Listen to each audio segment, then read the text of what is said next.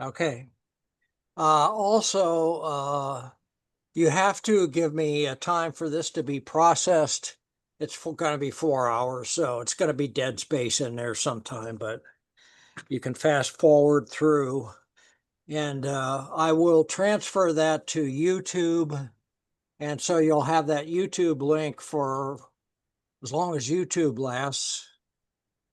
Uh, and it will be, it won't be untitled, it'll be unlisted.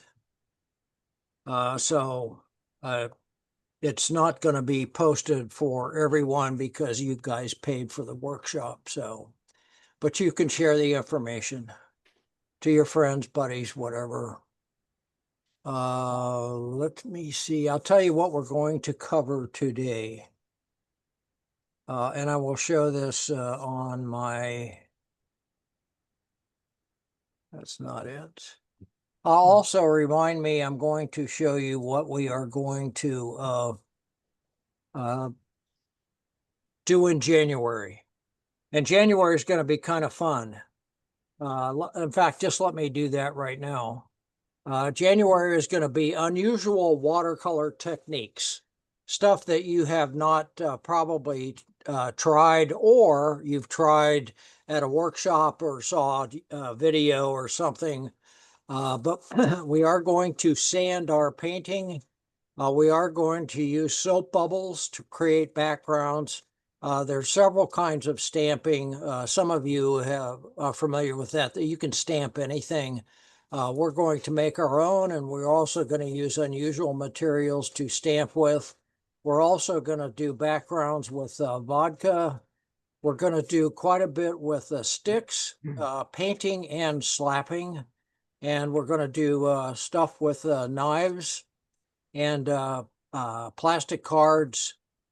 And we're also going to do wax. So those are just, that's not a complete list, but that's pretty much what we're going to do. So I will put that away. Then I don't have to tell you about it later. And that's going to be January 10th.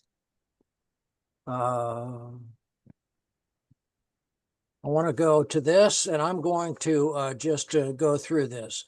The reason I had you, the reason I gave you that reference, and those three shots are, uh, they're all the same. This is all based on this same image. And we're going to, the reason I did that is because we're going to paint different atmospheres and light for these. So here's the same scene. Here is a scene, and we're going to start off with this one because it's going to take time for the background to dry because it's going to be a wet wash. And some of you who did Nita Engel, yay, I just sent you an email. Some of you who did the tribute to Nita workshops, remember the bullseye. This is somewhat similar. So we're going to do something like this. And then we're going to turn it into a nocturnal. So we're going to do something like this. This is different light, different atmosphere. And here are just, this is a contained. So this is about, I don't know, 20 minutes later than that one. The light has gone down.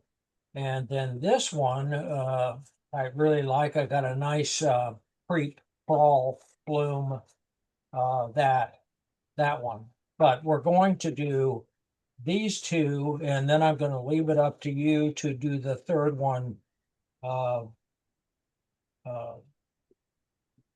leave it up to your imagination. How do you want to tackle this? So then you can compare all three. That's the reason I'm doing that. We're also going to paint this. This is another type of atmosphere. I just did a small one here in one of my classes. It's based on this. You paint the hill, mountain. I don't care what it is. Could be flower, could be an animal, could be anything. And you wash it out.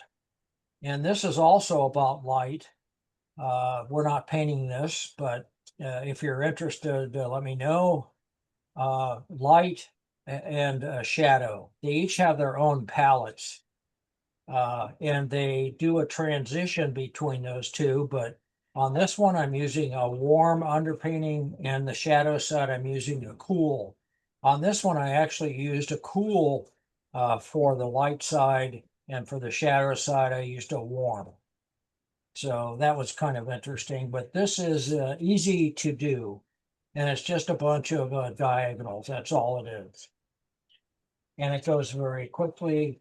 And here's what I alluded to coming up. This is an example of two examples. This is an example of the sandpaper. So I can actually do a painting, and I can spatter it, especially for these you know, the waves, the spatter, crashing. And this is sanded right here. So it's not as definitive as the spatter, but it's a nice transition from nothing to that spatter. So that's just sandpaper on top, and you can control it. You're painting with sandpaper. You can do fold it, you can do lines with it. We did Canyon de Chelly, that Navajo painting with that. So that's going to be coming up. Here's your reference that I gave you for this guy. I will show you. Do not. I'm going to show you how to trace it. So if you already traced it, that's fine.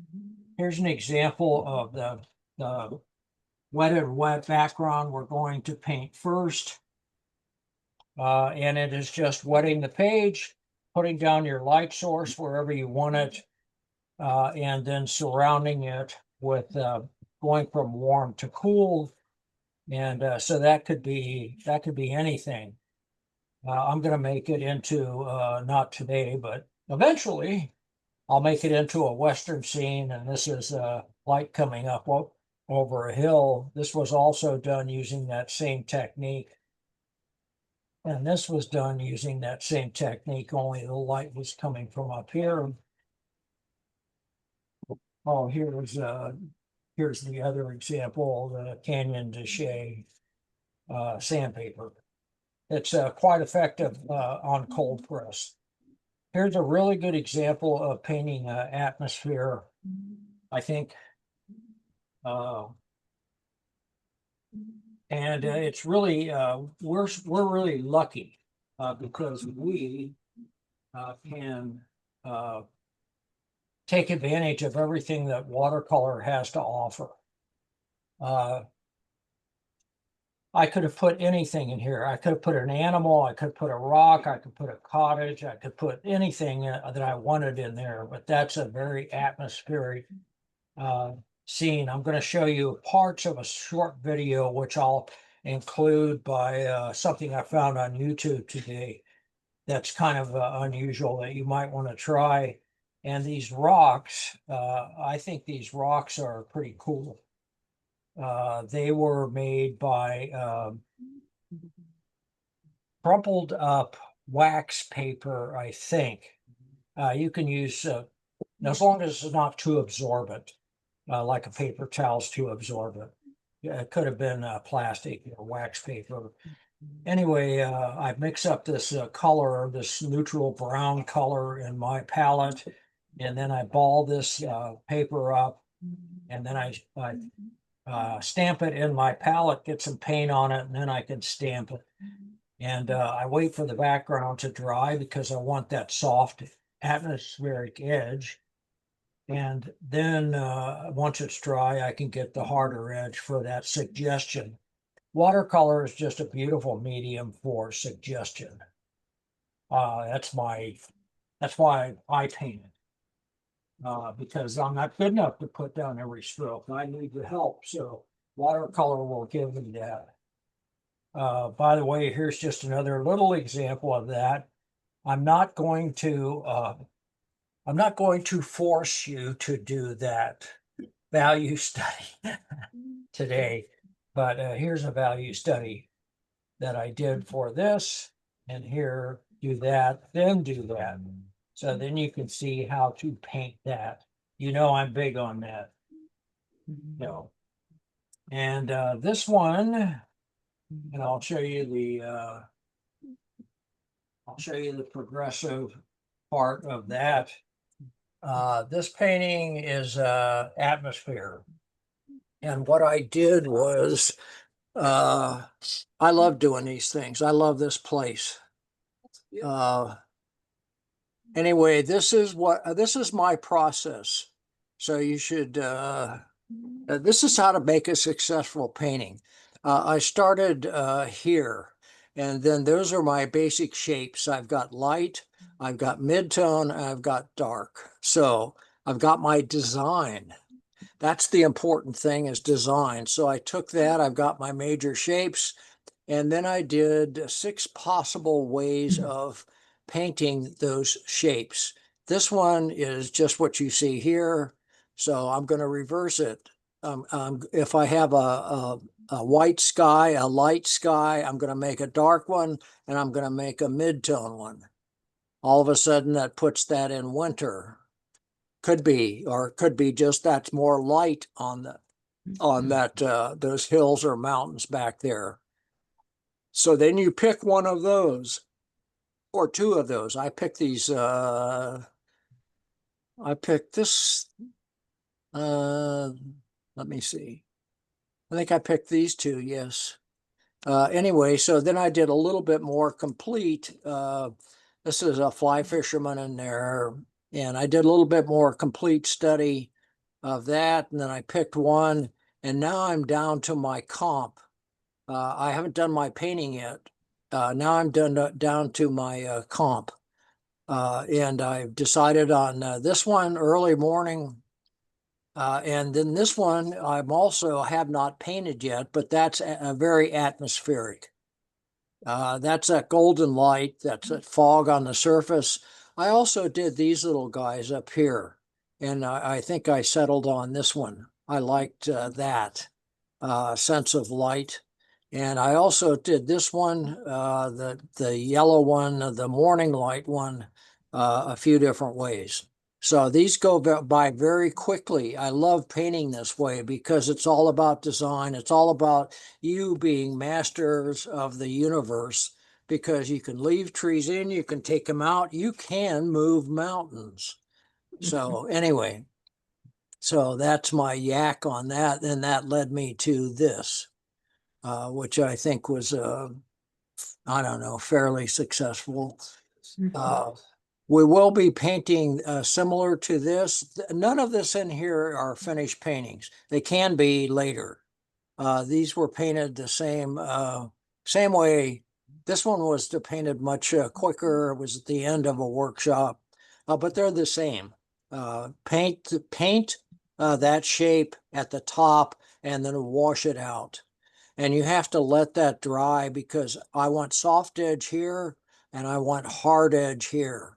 So that puts that puts this in front of that, this in front of that, this in front of that. So you have that beautiful little zigzag leading the viewer into the painting. I hope all of that made sense. Any questions? How large are these, Joe? This one. These are all 9 by 12. I'm painting 9 by 12, and I said that in the at the beginning, my supply list. I would not do them. You can do them slightly 8 by 10. You can do them, but I would not do them too small, because the paint will not be able to react. You have to have enough room on there for the paint to run, granulate, do all those things. Does that make sense? Yes. Yeah. So, yes. So if I have this size, if I just put the taper on the edge, Yeah. that'd be good. Yeah. So here's what I'm going to do first. I want you to watch this. Some of you are already ahead, but here is this guy. You're going to pick your own. Oh, you've already started. Oh, yeah, no, I brought both things. Okay. So I'm gonna follow instructions. Yeah. And I am using just this photo that I sent you that I printed out. And, oh, by the way, while I'm, Joe, I will take one pretty please. And oh, hopefully, sure. hopefully my drawing is the right one. It is. Yeah, that's why I wanted you to Just, trace it because I want them all the same. So I here, have a question about tracing. hang on. I didn't trace, I drew it, and they're all a little bit different. It just goes- Okay, here's my pad. I just put this, tape this on here at the top. Yvonne. By the way, here's a little trick that you might want to do. So I tape this in place and I'm going to put a piece of carbon paper under here. But because I might miss something or I might remove this and have to go, once I put color on it, I might have to go trace it again because the line disappeared or whatever. If you just take your pad and here's my paper, I'm just going to do this. And when I take this off, Oh, I see. all I have to You'll know do what is it go is. back and line that up. And then I don't have to go crazy trying to figure out how the hell I'm gonna fix that. Here is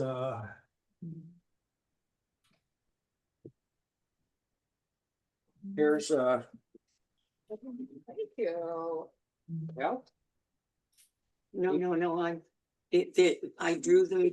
freehand and they're basically the same okay, for what we're doing. okay. I just didn't understand what the thing in the foreground was. What for? Is- Where? Well, is that simply a This? reflection? Yeah, what is that? Or is- I'm not painting that. I don't get it. Okay, I didn't put it in there either. Oh no. Hell no. I'm not. I'm just using this as my inspiration. But I wanted to know, Joe. Yeah. Inquiring minds want to know. Anyway, here's how I'm going to trace this. I am not going to use a pencil. I'm going to use the end of my brush, and I'll tell you why. So if I do this, and don't start tracing all these little leaves and stuff. It's the basic shape. See, look how dark that line is. Now I can get away with it because that's dark. Back here, I can't. So I have to have a gentle touch.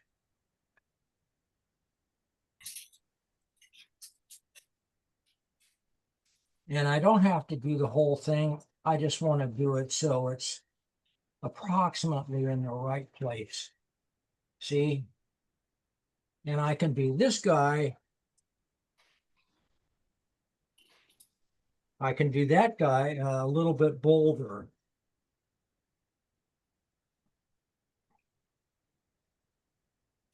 So there's my, that's all I really need. I'm going to put him in here. I'm going to be a little bit more careful. And I'm going to do it a little darker because why? He's already dark in there. And I don't need to get any detail. I just want the basic. So I have proportion and I have position. And here's the boat. I'm not going to do every little nook and cranny, couple of lines. There's my boat. Here's this basket. I don't even have to do that. I know I'm going to have a reflection. Know I'm going to have a reflection. Forget that. I really don't need all of this. I've really got that. That's all I really need. I'll put this in here.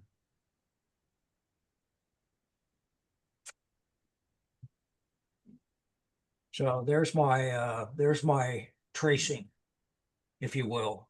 Looks pretty crude, but it's going to be good because it's all going to be the same. So that's really all you need to do. And then I'm going to tape around the edge. You can do that if you're used to doing that. You don't have to. But I want that white border when I take this off. And you don't have to do all three right now. Just do one. Because I want to start slopping paint right away because it's going to take a little bit for this to dry. Now I can take my kneaded eraser and I can lighten that a little bit, but it's not going to erase completely. This stuff is really quite powerful. I am going to straighten.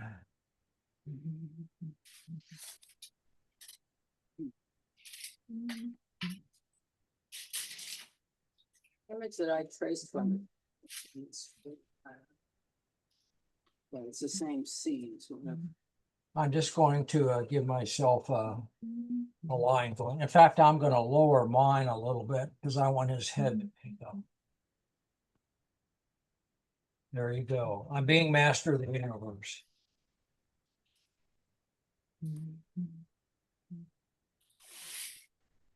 And if you'll notice this clump right here, this is actually a little bit, I'm going to make it a little bit lower because that puts this shape in front of that, even though it's just a slight difference. So here's my shape. Actually, here's my shape for that guy. Here's going to be my shape for this guy.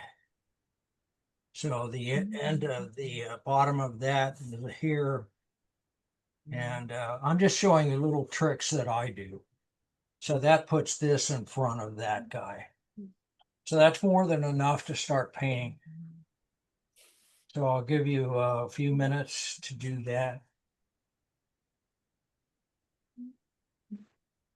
There is an art to tracing.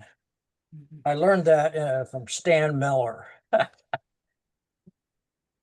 I've known him for a long time. I took a workshop when he was in town a few years ago. I dropped in for a day and he was complaining that none of the students knew how to trace. Wasn't about a painting at all. It was about tracing. They press too hard.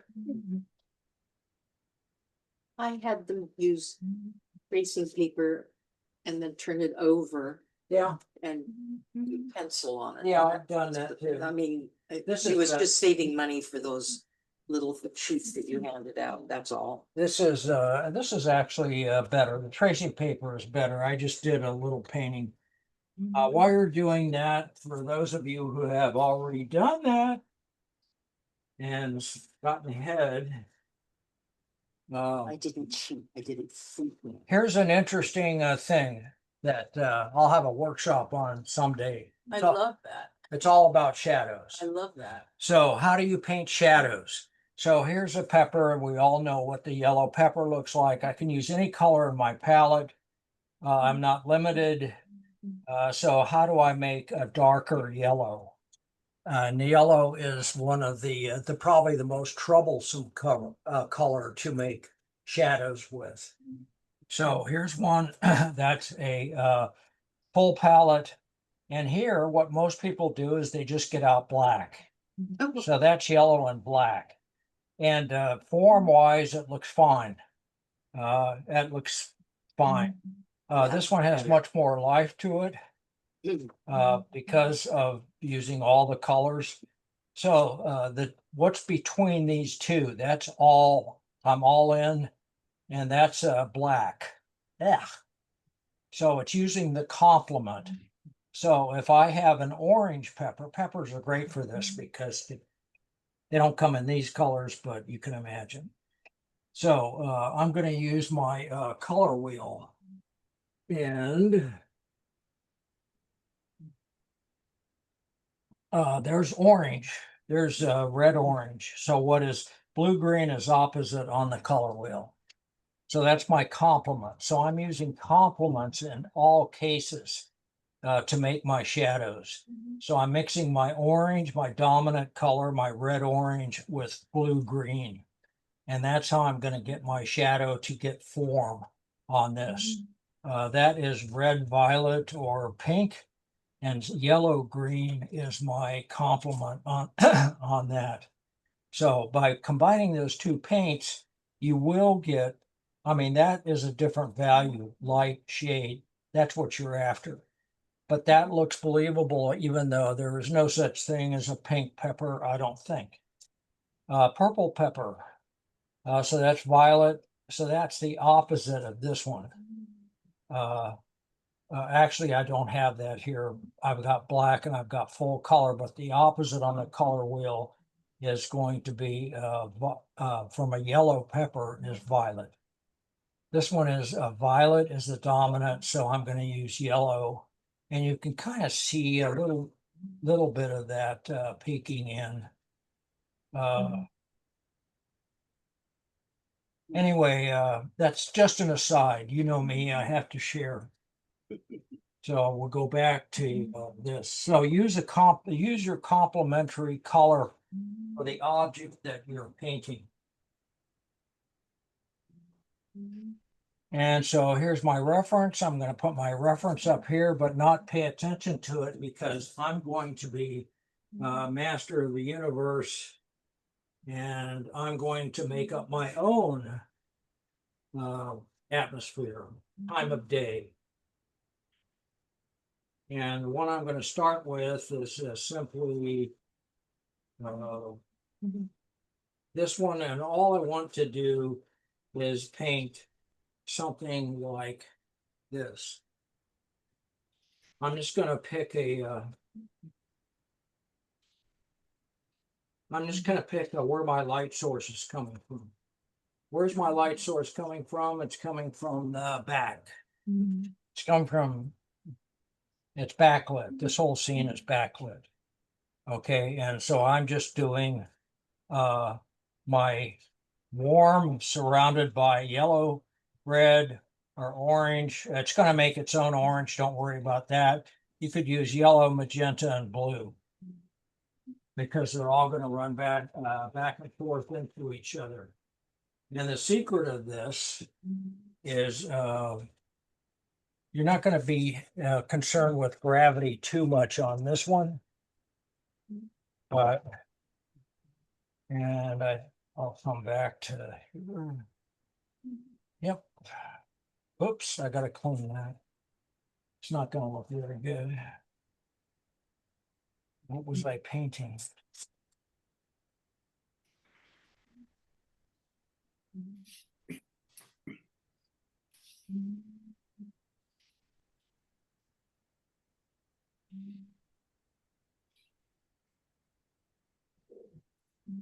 That's good.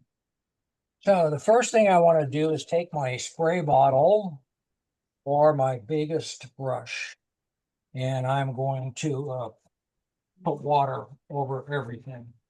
Lots of water, glossy water. The initial water is going to soak in a little bit.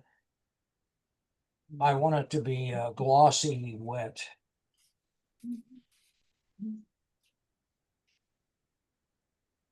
And the reason I want to start off right away doing this is because it's going to take time to dry. See how glossy that is? That's glossy wet. I'm going to pick my light source. I'm going to use yellow to start with. That's a pretty good light source. And I think I'll put a little bit off center with my yellow. I'm not painting anything. Please don't try to start painting something. I'm going to surround that with this. Joe, I'm sorry, did you wet the entire page? Yes, I did. Oh, okay, just on the camera, it just shows sort of on the upper left. Oh, It's no, wet. the whole page is glossy wet. Oh, great, okay, good. The whole page. Right. So Is that alizarin crimson? It's just any red Any will red. do. Okay. Yeah, this is kind of that way. So there's my light source. Now I'm going to use cobalt, and I'm going to let all these mix together. So I'm going to put some cobalt, red, yellow, blue. I don't care about anything over here because that's going to be covered up anyway. I want to do the same thing. I'm going to do the same thing down here because that's reflecting. Don't worry, there's no right or wrong to this. You can be pretty sloppy because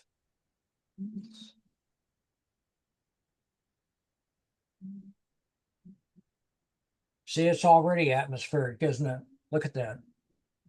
Now I'm just going to let it run back and forth.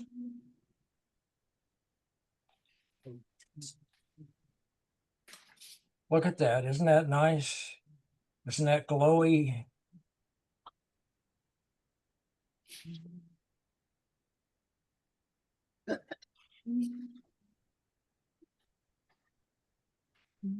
Look how beautifully that's softening out.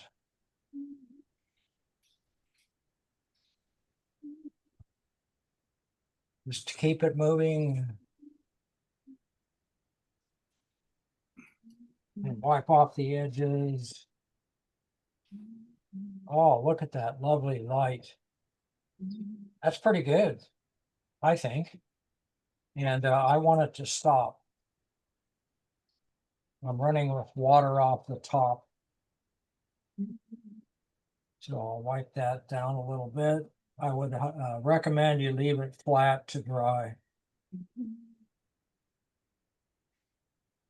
Look at, I created that beautiful little scene. That light source. That's much better than starting with a white piece of paper. And this, of course, will dry lighter, a lot lighter.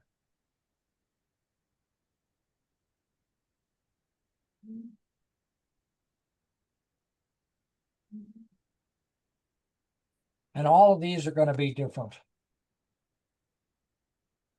Every time you paint one of these, you cannot replicate it. Yay.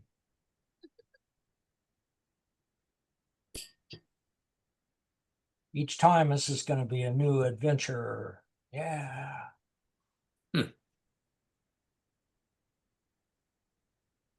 So I'm going to have some nice little light happening here. This is going to be squeezed in for that light source coming back.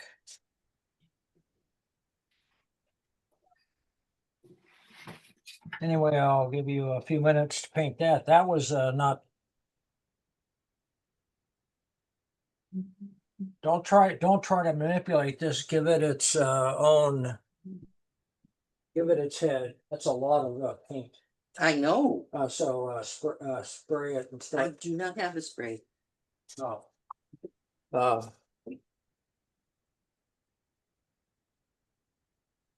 Get that paint moving. Here, leave this tape down so you can pick that board up. That's the reason I gave you the board. Yeah, let it run back and forth into each other. Yeah, more water. Add some more water. Really let those things mix together. If you're finding that it's not mixing, add water. You wanted to do that. See, that's going to soften everything out. It's going to give everybody's is going to be different, so there's no right or wrong. Yeah, glowy light.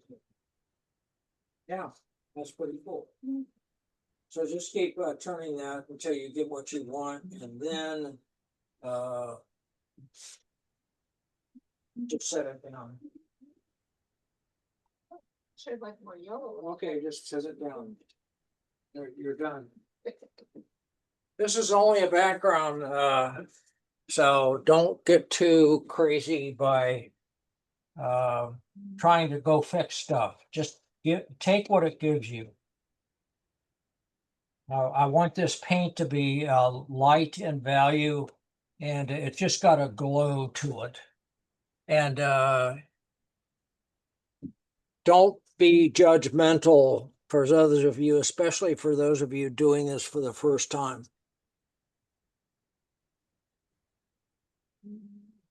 There's no right or wrong. There's good, better, best.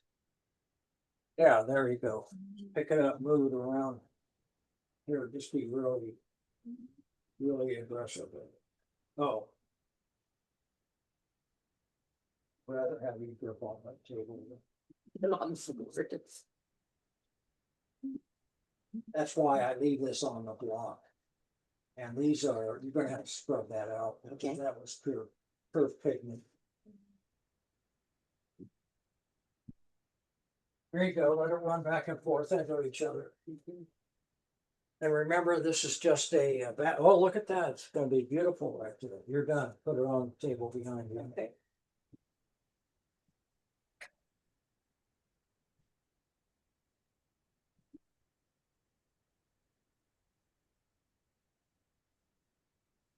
Anyone have any questions? If my values are a bit lighter than I wanted, so should I go over it again with another No, layer? just take what it gives you. The next one you do, you'll figure it out. Okay. Because, you know, if you haven't painted with watercolor for a while, or you haven't done this technique, you know that watercolor is going to dry about 25% lighter. Whatever I see on my page right now, it's going to be lighter. So all your little drips and fingerprints and whatevers are going to disappear because we're going to paint a whole painting on top of that. This is just my underpainting. Right. So there's no real rules to this. So if you know it's going to dry 25% lighter, when do you paint 25% darker to start with? Any watercolor that you paint is going to dry 20 to 25% lighter. So I don't care whether it's this, I don't care whether it's peppers, I don't care whether it's portraits, I don't care about any of that. So you have to paint enough to where that just becomes intuitive. There is real no set formula, but I've noticed some people are putting on too much paint. Some people aren't going to be disappointed because it's not going to be as cool looking when it dries as it looked when it was wet. So it's just a matter of brush miles. You have to paint. You have to practice this. Most people, when they starting out in watercolor, they are painting with too much water. They're painting colored water. They're not painting watercolor. So I would err on the side of a little more pigment than you think.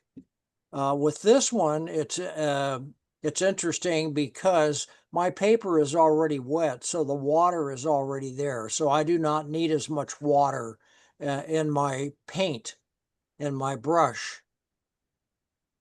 than I'm looking at here. So anyway, I'm going to put this aside, and I'm going to trace out another one. Hmm. Let that dry.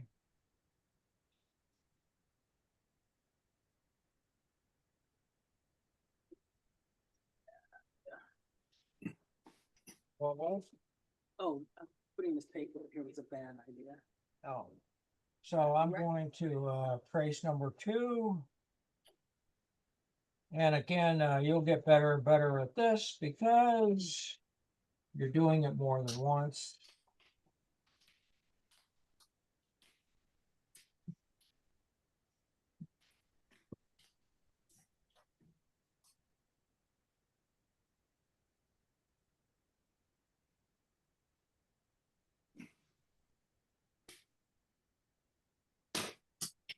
You know, from what I've advised people before when you're doing this technique, this background, that you could actually do 3, 4, 5, 6 sheets of paper at the same time because they are all going to be different. In fact, you can take, we used yellow, red, and blue. Can't go wrong. You could use anything from the yellow family. I could have used yellow ochre. Anything from the red family, I could have used Quin Rose. I could have used red, orange, and anything from the blue family. I could have used all my blues, Prussian, ultramarine, cerulean, Othello, cerulean. So it's just red, yellow, blue. So anyway, I'm going to put this down again. Do you have a favorite brand of tracing paper? No, I just got some more because I can never remember where I put it. So here's maybe my agreement. Yeah, I think I brought it. Here's something I haven't tried yet, but I keep losing it at the college or whatever. Here's a carbon paper. Here's 120 sheets for $6. Was $6. And this is a A4 size, so that's going to cover just about anything. So I just got that. I didn't open it up because I don't need it because I found mine.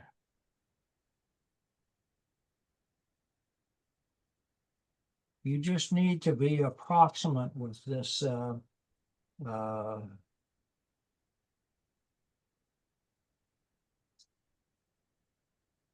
does that erase just like pencil lead would? No, that's what I said at the beginning. It's very powerful.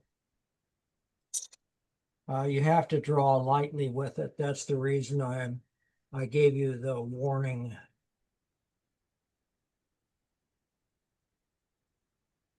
That's why I don't draw everything with it. I don't draw every little nook and cranny. I just do approximately where I see where I want. See, I've got the guy in the boat. That's enough. I've got these guys.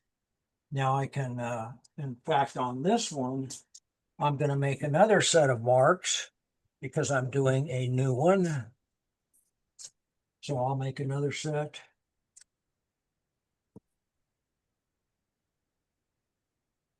Because I might have, once I get paint on here, I might have to go back and trace it again because the lines disappeared.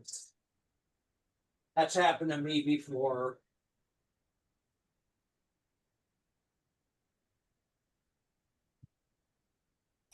Gonna make sure this guy is a little higher than this guy. And I'm basically done. I can just tape this off now.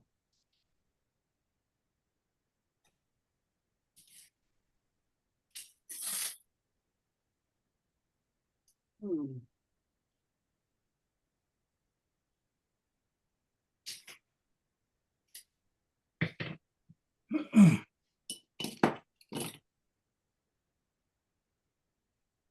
So we just got done painting the light.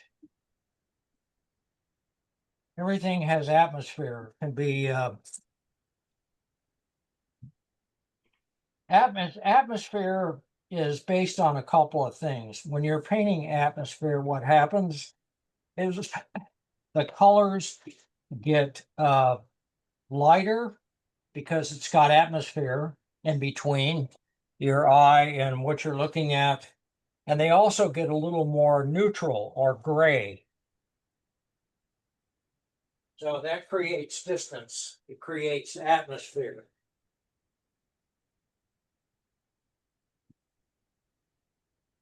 So I'm going to wait until you guys get your second one. The third one, don't worry about yet. We're going to do something different in between.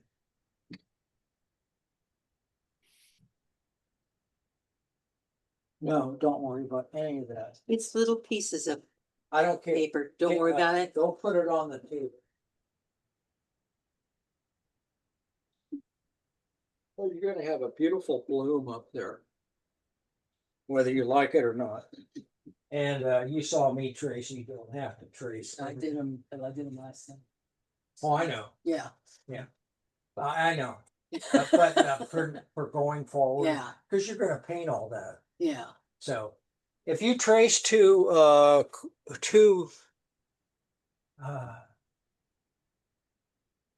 what's the word I want to use? Too carefully. Too carefully, thank you. Carefully, how could I forget that? Oh. If you trace too carefully, you're just gonna start following lines. Yeah. You're gonna follow what you traced.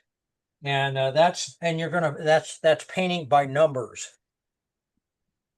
Give the watercolor some credit here. It's gonna do its job with a suggestion. Yeah, here's for the question about the kneaded eraser. Yes, I'm going over this, but it is never going to get rid of this completely. I don't care about this boat guy because that's going to be dark. That's fine. If I've got something I'm painting dark, I don't care how hard I press.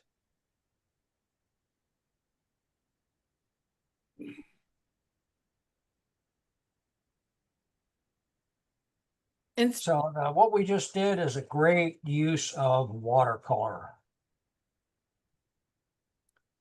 so instead of tracing, do you ever press hard enough to where you indent the paper and you can see like an embossing? I've never done that. I either scribble, graphite in the back. I usually just draw it. But in this case, I don't want everybody to just draw it because I want to compare all of these. And the drawing's going to be off on something. Something's going to be a little different. So, and we are going to use gravity, which is the machine that drives watercolor. So I'll give you guys a couple minutes to get done tracing. Some people are already ready. Should we put it outside? Go put that on here. I'm going to put that on the table. Okay. Almost like you use salt on it, which is fine. Oh, So when you use salt, because I'm wondering about You that, can use salt. you just use table salt or do you have a special brand of art salt? There's all kinds of salt. In fact, that's part of my January 10th. Salt, which one? kosher. Well, everybody has their own little favorites. Yeah.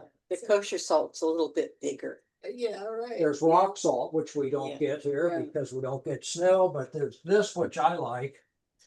Because I can grind. Oh, yeah, I have one of those. You get really uneven things. Yes, It's that's what I nice. like. Yeah, Little big, little big. yeah. That's 99-cent store. Oh, I haven't been in there. By the way, for those of you in Zoom land, that's what we're talking about. I like table salt, always works the best for me. I'm a terrible salter. Everybody always does better salt than me. This is a grinder, salt grinder, 99-cent store, and it's great because it makes different size pieces. And you know me, I do not like I like random. I like loose. Okay, I see some people still tracing 2 minutes. I'm sorry to be such a taskmaster today, but you can refresh in the video. And as I said before, hopefully you're not going to walk out of here with a finished painting. I don't want you to do that. I want you to experiment. I want you to try stuff. Okay. Now, this is where, that's why I gave you that. So now you can move it if you have to, and the paper won't warp as much. It's going to be pretty wet.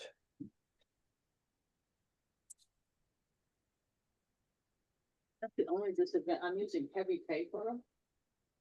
Cause I like to paint out all the way out to the edge and. Yeah, you can do that. Yeah, but it takes longer to dry. Put it outside. Yeah, put it outside, it's a nice day. Here, Yeah. Thank you. here, I'll I can do it.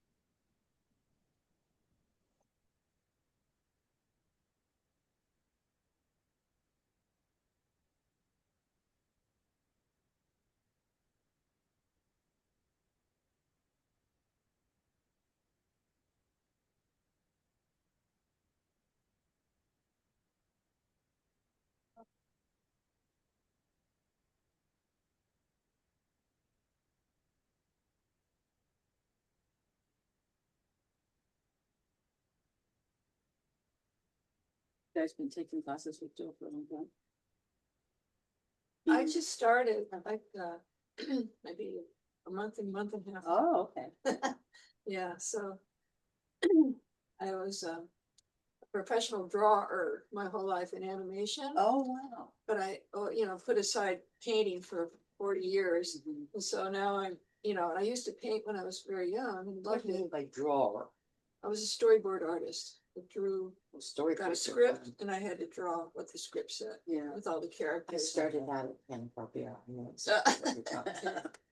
Oh, that's I- great. I So like you that can really draw. That's my weakness is drawing. Yeah, I'd say I Yeah. can, but then I'm used to being very controlled by. Oh, cause you got it, yeah. You throw it away. You know, when I got to Art Center, I had a teacher that literally said, stop focusing on the lines. Oh, really? Because I was just the same everything. So I used to Yeah. focusing. You so you really. It took some discipline to loosen up. So it's a well disciplined job. It's not for everybody. That's fun. You do what I do. It's fun while it lasted. No, then I became an illustrator. After the certified. Left animation behind. We should. Okay, I want to do something that's going to be extremely different than the one we're working on, which is that twilight, not quite last licks of sun, but it is definitely going down. If I can find it. What I do. Oh, this guy. So these two guys are pretty different light, pretty different atmosphere. So we are going to paint this nocturnal sky, any blue you want, anything that you can make it lilac, you can make it whatever you think nocturnal is. I've got a moon back there that I lifted out, and you can paint actually all the way. This is only 2 colors, and that's all I'm going to use on this just to show you. I've got blue. I think I used ultramarine, and I used orange. So that's my big time palette. And we'd start again by wetting the entire paper. No, you do not start by wetting the entire paper. We're going to paint from heaven to earth, and we're going to paint a big wash, and then we're going to lift. And then we're going to have to wait for that one to dry so we can paint these hard edge mountains back here. And all this beautiful texture back here, just to give it some life, so it's just not a flat shape. Those are just blooms. Those are just cauliflowers. That's just something wetter on top of something that's drier. It's water's going to seek out. So, and I like all this little irregularity here too. So I'm going to start off painting heaven to earth. And I'm going to go from cool to a little warm or warmth. So, and I can use my big brush if I want to. I'm going to use ultramarine. It's got a little bit of red in it, and it stays a little bit. I don't know. It's a little bit cooler because it doesn't have yellow in it. Now that looks pretty dark on my, whoops. Remind me, I got to zoom on here now. Oh, I see. So remind me that yeah.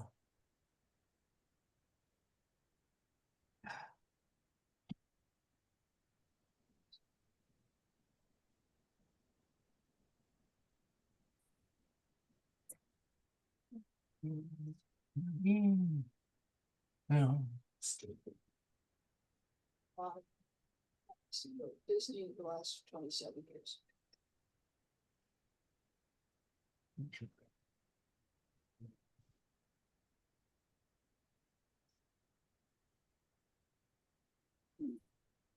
Oh.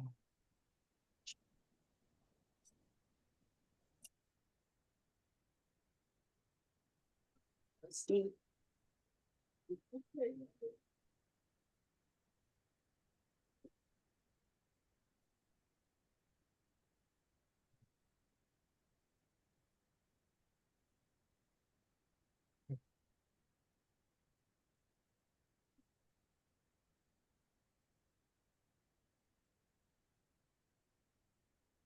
There we go. My paper's at an angle, and here you can see kind of my palette.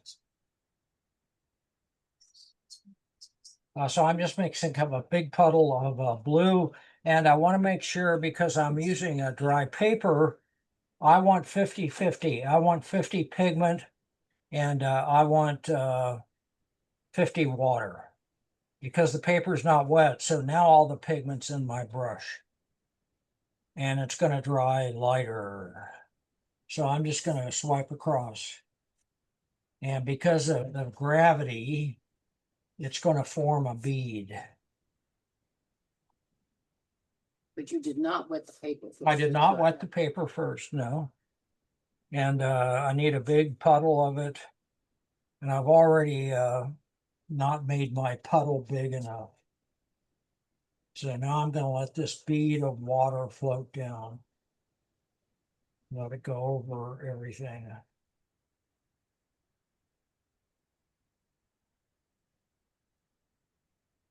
I'm adding a little water as I go down. So it's going to be a little lighter. So cover the full page. There. Now that's going to float down. And now what I want to do is I'm going to take my orange and I think I'm just going to go through here a little bit there. Maybe a little bit here. I'm just playing a little bit more. A lot of this is going to disappear. But I'm just going to let it drift down.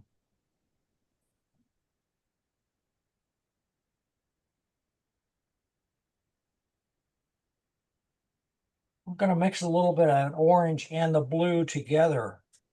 I'm only using 2 colors, so I can do that. Now I've got a neutral. I've got this neutral color in here. Look at that nice neutral. Kind of cool. I'll just let it drift.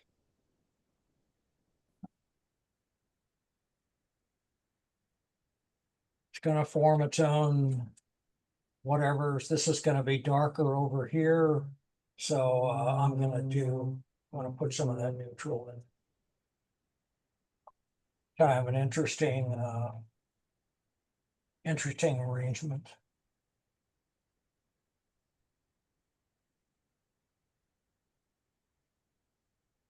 Remember, you got to use gravity. Otherwise, it's You're making it really hard on yourself.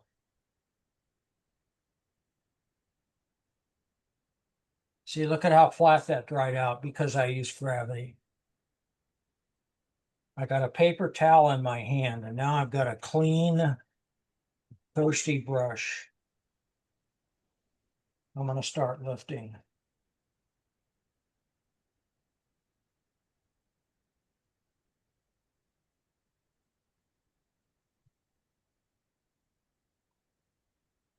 That's going to be a nice soft edge. Look at that. Isn't that cool? Oops. There's my fog. Joe, how did you lift that, your white line? Is it brush? A clean, thirsty brush. Oh. See, I've already got atmosphere, huh? Pretty amazing what watercolor does.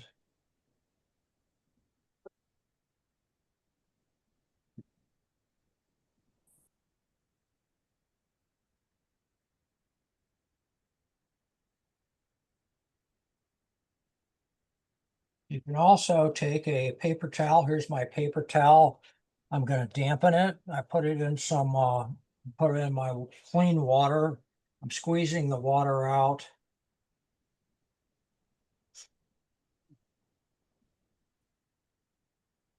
And that is going to dry a little darker, but you can control it pretty well with this. So say I want some irregularities in the fog. There, I can just paint with this. Pretty cool.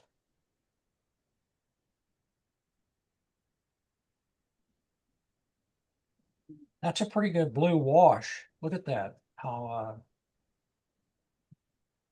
and don't worry about the value of this. It looks pretty white right now, but I can always take a little tint and go over it with one stroke when I'm done.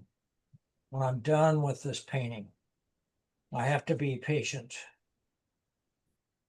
Got my nice little orange guy in there. I'm going to have an orange moon back here. Or maybe right here. Yep. Someplace. That's going to be dark, so don't worry about that. Now I've got to let that settle.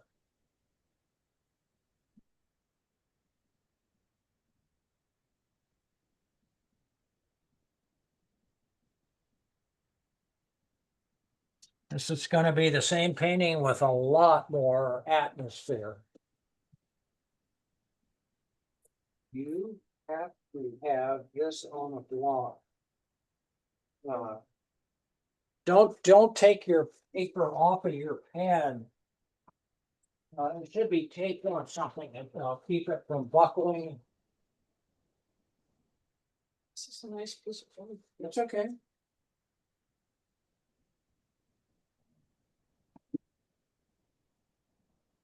Let's just tape it down. Yeah. Tape it down so it won't buckle.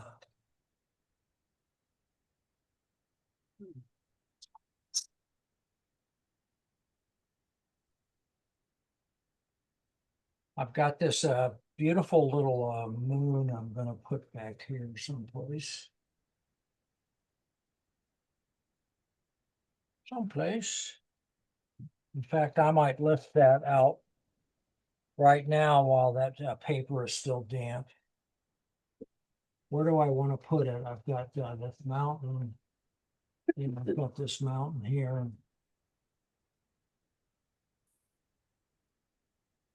I'm going to put it here. I'm just taking a clean brush, making a little circle.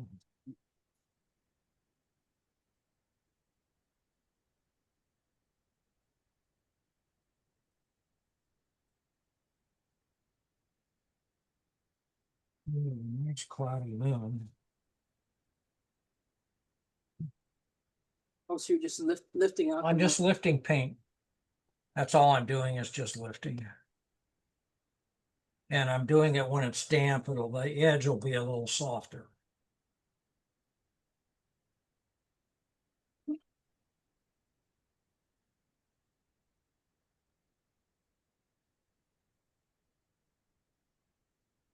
I'm really trying not to be too worried about any of the little details.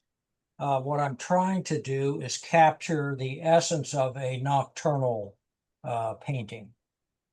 Okay, so that's all I care about.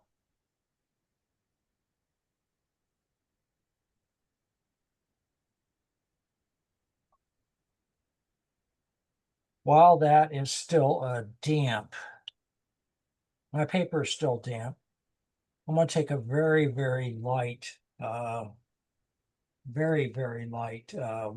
of my orange, my warm color, and I'm just going to go right through this just to give it a little tint. And as you'll find out now, I can also clean thirsty brush. That means it's almost dry. I'm going to go back and I'm just going to soften that edge in one stroke. So that's going to have a nice little glow to it. Still going to be foggy. It's going to have a little glow to it.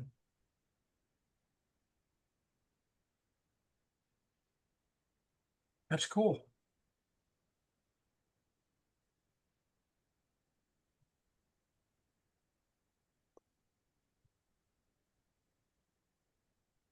Now I've got to wait for that to dry.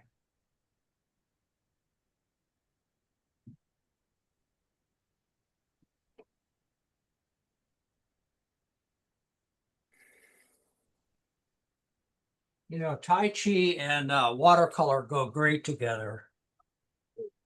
Because it's the slow movements, the patience, the moving meditation. Yeah. Qigong on Tuesday. Oh, Qigong is good too. It's the same stuff to me. They're similar. You know, I tried to make the wet spot and that went out. It wasn't quite dry enough yet. That's all. It's fine. It's clouds around the moon. Don't worry, Lonnie. Yeah, this is a lab. This is allowed. I want you to fail. You all know that who've done this before. I want you to fail because why? Because you learned something. Yay. I never learned anything by not failing. I always thought it was, how'd that happen?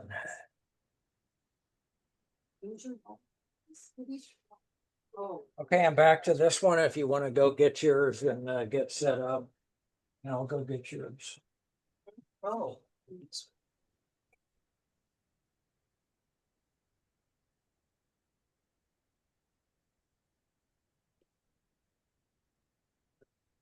Fine. Oh.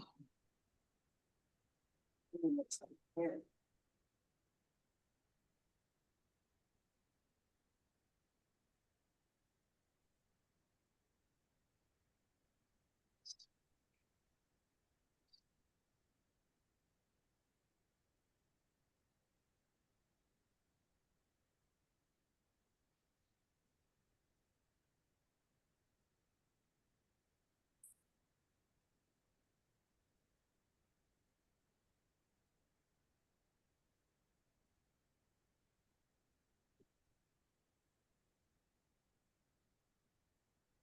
Here you go.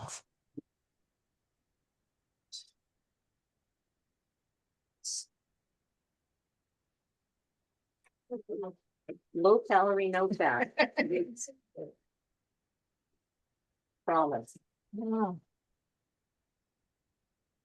No.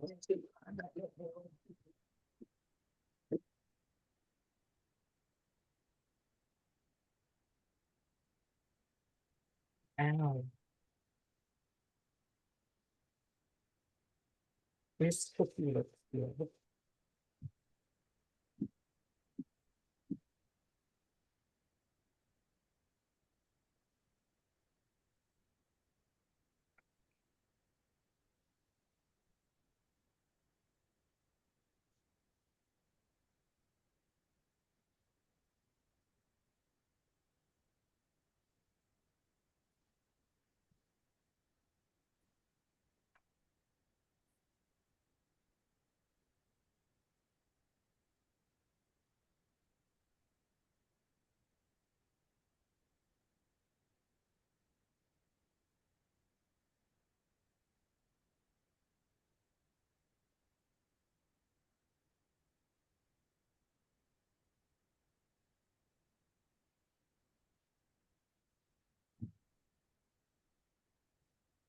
Oh, Joe, I'll tell you.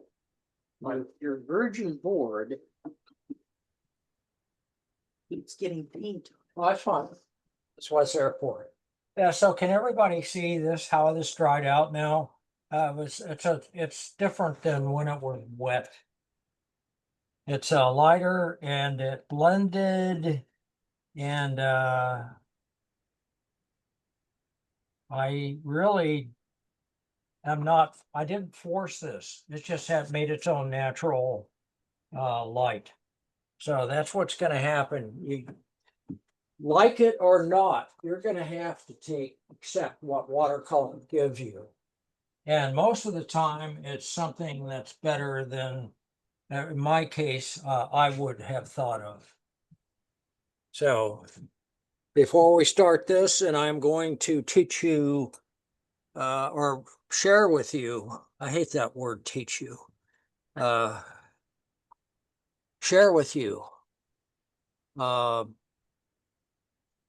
a couple of other things that you might, oh, caught you.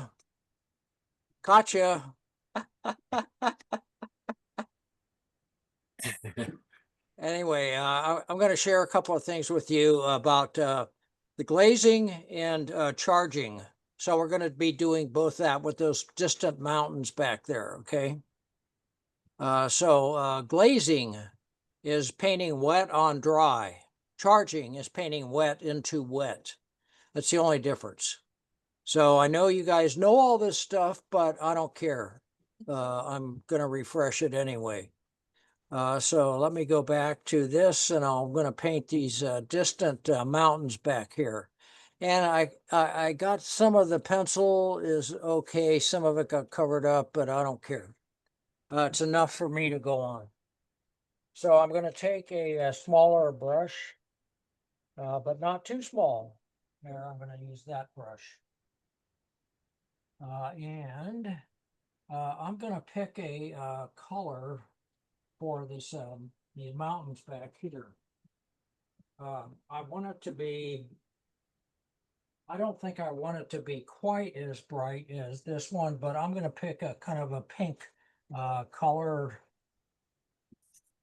And I'm going to neutralize it a little bit, maybe, what's the opposite of pink? It's a green. I'm going to make it, I'm just going to add a little blue to make it a little more lilac-y.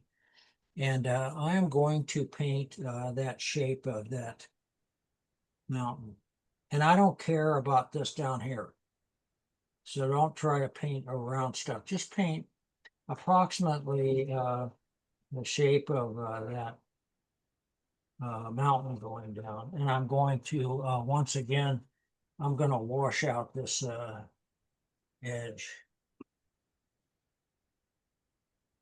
So this is my mountain, my first mountain. Oops, I gotta get another one.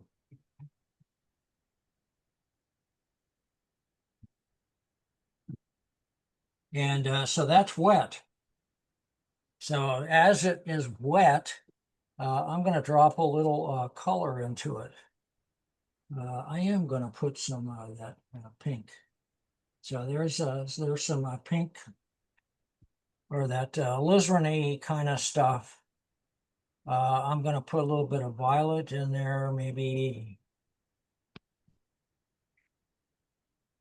for a little bit of action. There's a little violet. There's a little violet. I'm giving it some interest.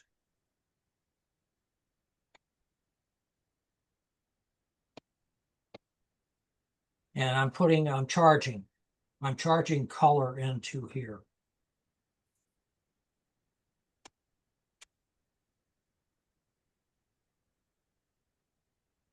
I'm just letting it drip, run, float, do whatever it's going to do.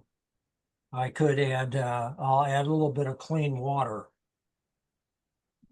Here's a clean water, and it's going to bloom. That's going to be a bloom. That's going to be a bloom. So that's charging. I'm going to use kind of the same palette, maybe a little more I got that sun coming up right there. He's pretty high on the page.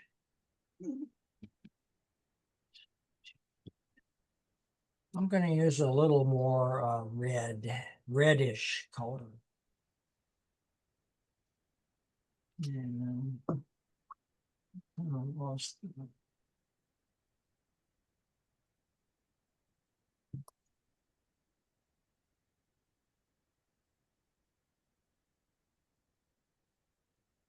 I lost my pencil lines, but that's okay. So there's some red in there. I want to cool that off a little bit. I'm going to add a little bit of violet to that. You know, I don't care about this. I don't care about this. It's going to have its own thing.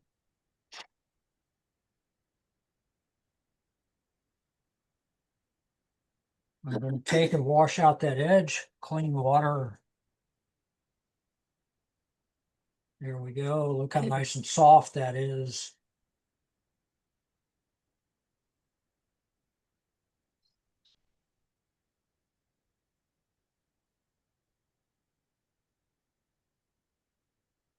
Now I'm going to let that dry. That one I'm not going to do anything more to, but I'm going to let this dry out, and then I'm going to glaze on top of it. And while I'm waiting for that, there's my light source back there. I'm going to take a little bit of orange coming from there, and I'm going to start painting that down this side of this hill right here. It's kind of cool. I like that orange. Now I'm going to add violet and blue to that side because that's pretty dark. And I want that to be dark. This is just kind of rim lit right here.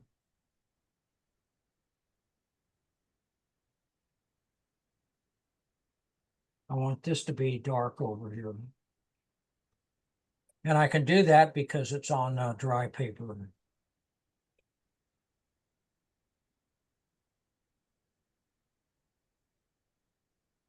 I'll let that paint itself.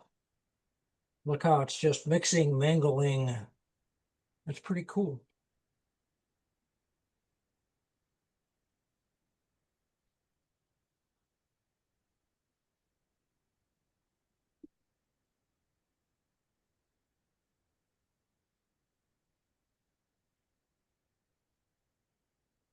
Now there's all kinds of things that you could do to that by scraping.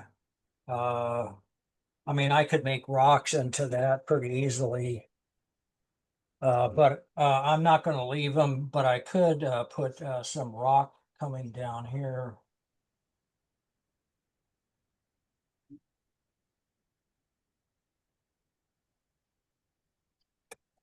Look how easy that is. I'll just leave it for now. I can always kill it.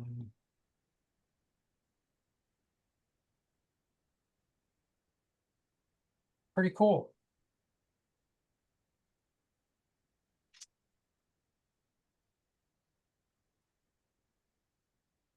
I'm going to use some of my ultramarine and my burnt sienna and make a black, make dark.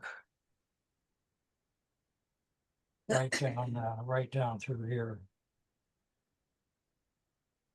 In fact, I think I'll put in a few little trees or something going on down there. It's pretty cool. Yeah, I'm going to leave that alone. So while that is drying and that's drying, I'm going to make this one a little bit greener. I'm going to use my blue and my green and my big puddle of red.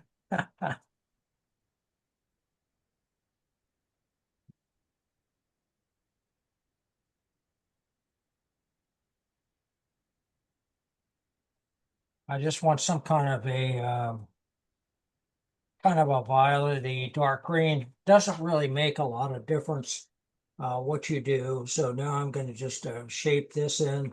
And the way I do that is I'm just going to paint the shape. There's my shape that's been painted.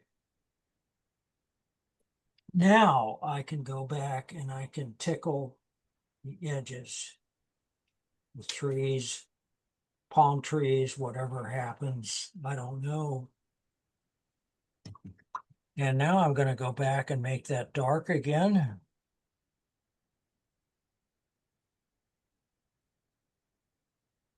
Make this dark down here.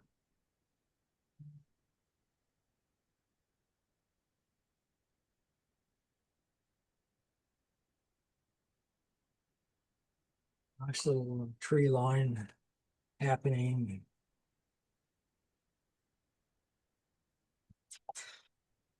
And while that is still drying, I've got that nice warm light coming from up there. I'm going to drop a little bit of that at the top.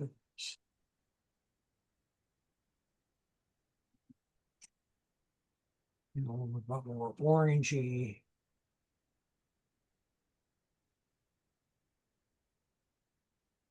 It's kind of cool. Kind of fun.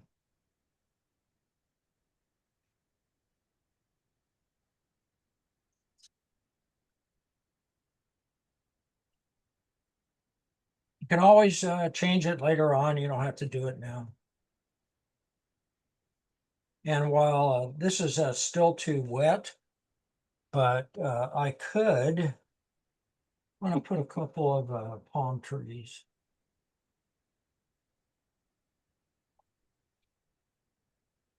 A little bit too big back there.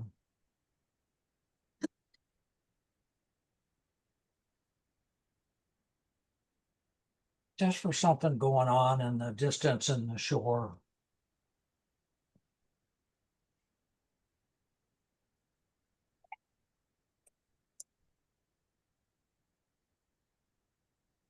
So now I'm setting up. I think that light works pretty well.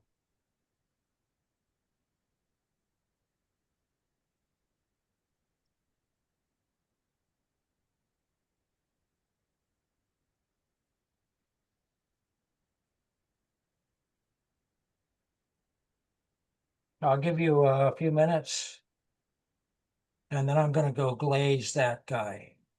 The charging worked pretty good in that. It's nice and soft. It stays back.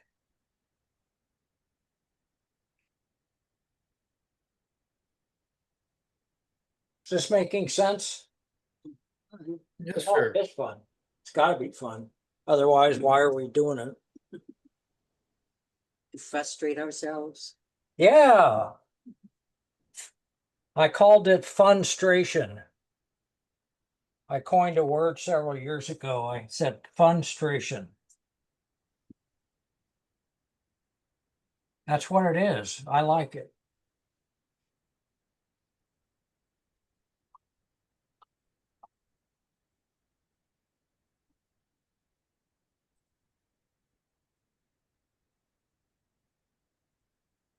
All this stuff I'm playing with, I can either add, subtract, get rid of, repaint. So don't worry about it. Just go for it and you can fix it later. See how washing out that edge kept that nice and soft in here? That just keeps going back and back and back, that opening, letting the viewer travel right back there.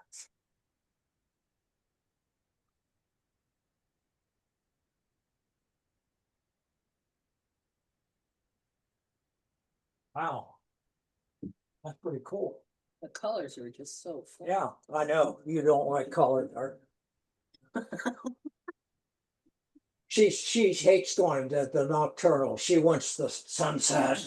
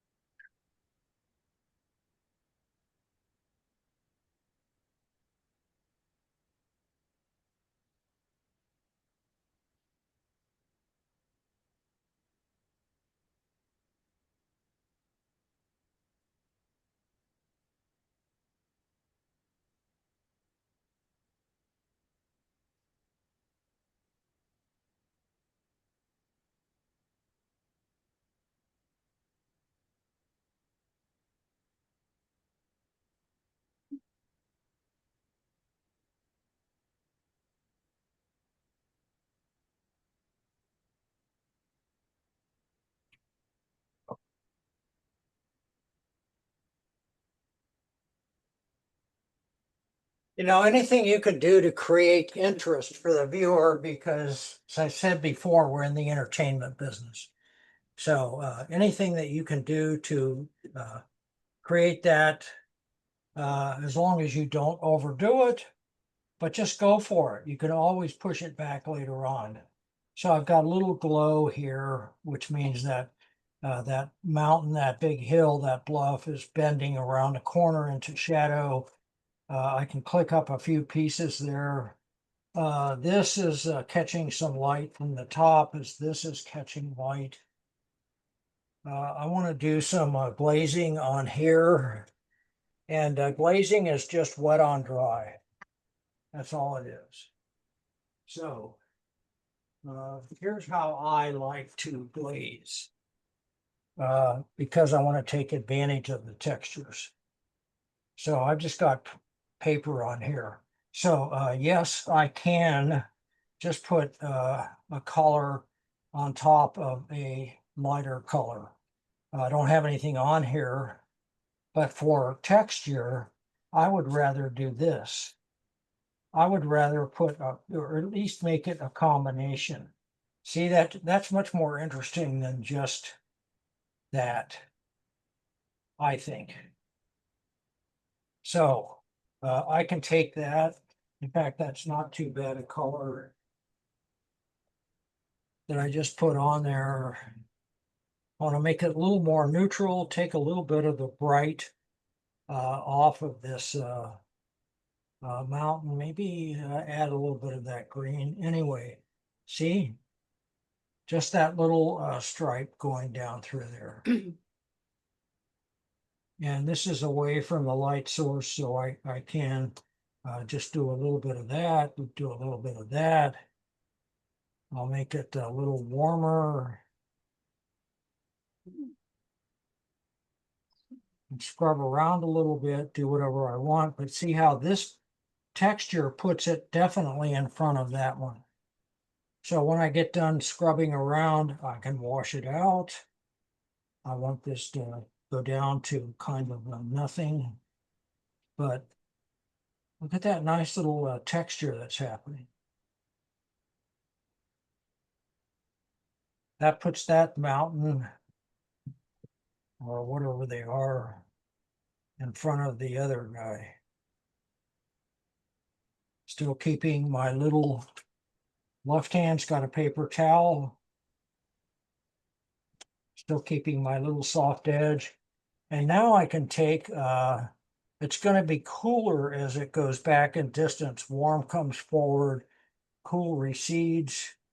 So I'm going to take a little bit of that purple in a very, very light wash. And I'm just going to do these mountains back.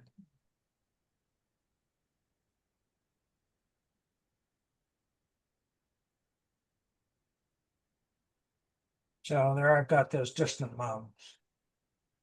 Kind of cool. Need a couple little darks. Take my finger, it's a great tool. There, I've got a little texture. Pretty cool. Gives it some mystery. I like it. Now we're ready to finish it. We're going to finish it. Yay. I want to finish this before noon. Noon, we're going to take a 20-minute break. I'll just eat here and I'll show you a couple of things during the break while you're doing whatever. What is that little brush for? Oh, I'm letting it. just Yeah, cook okay. this guy. Go, Go away. No, run up and get it. go get your tamale. Go get your tamale. Yeah. Clothes. Just It's let a this good dry. time. Yeah. Oh, nice. Look at that glow. But look at that. I know, It's still because running. it was not quite dry enough. So is there any way? So go use a hair dryer and then just go repaint the edge. Don't worry about it. I like it. It's stuff growing on it. Yeah. No, yeah. it is. It's gonna blur the distance then.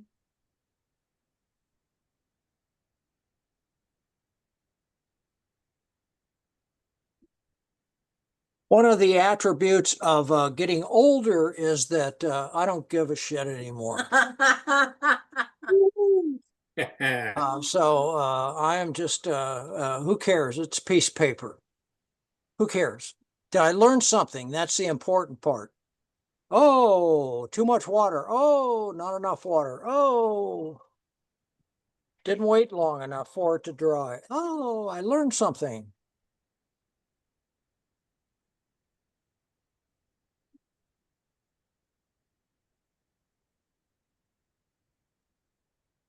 So to me, this is looking pretty atmospheric, and it's got a nice sense of light to it.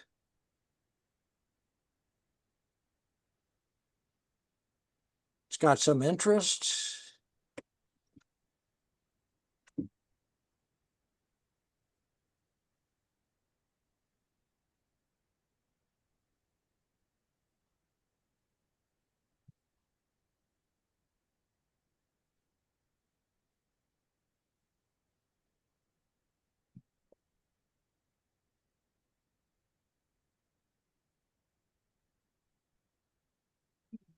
Going to have to put a little of that purple red,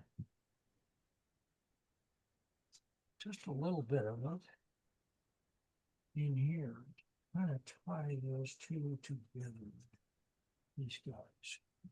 So I just put that in, and now I'm just going to wash out that edge.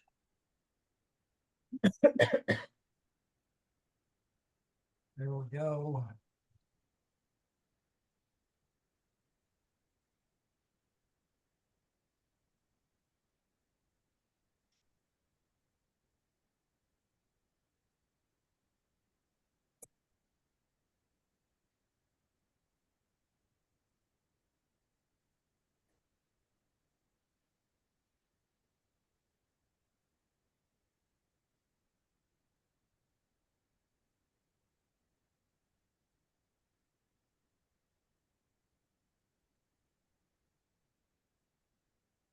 I like that texture. That picks that up, and it brings this forward a little bit more. So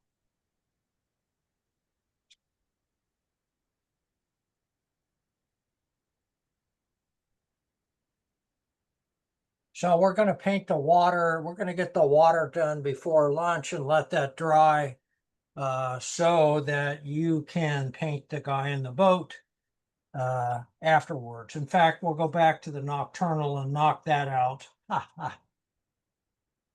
And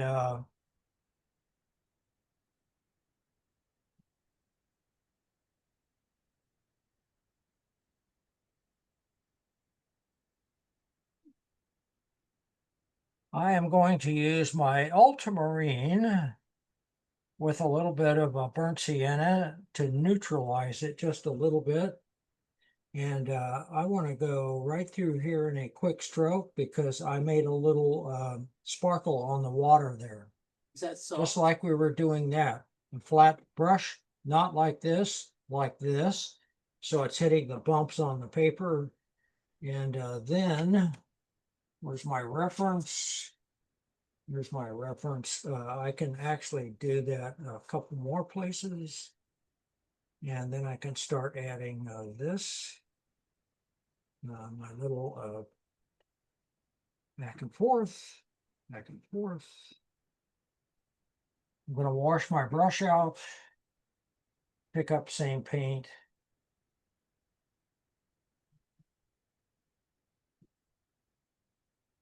That's going to go light up here, but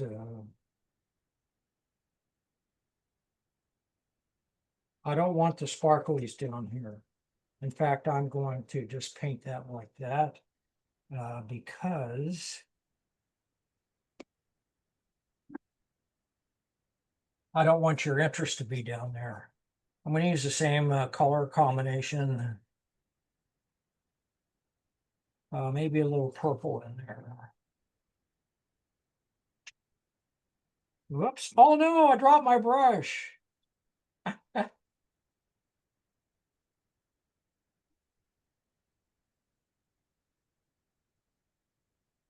no worries. And when you're painting this, I'm reflecting this shape. So it kind of starts there, but basically it's that angle. I'm just going to make that angle. Do not try to go do this. Do this now.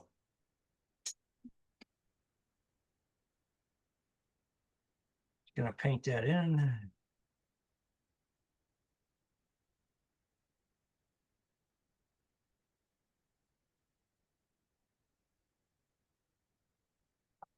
Oh, look at that. Water. Going to neutralize my brush just a little bit. Warm it up.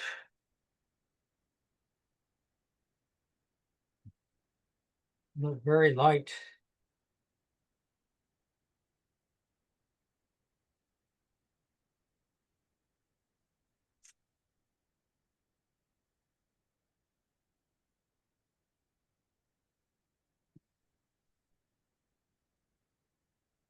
I want to cover some of this up because I want the light. I want to draw your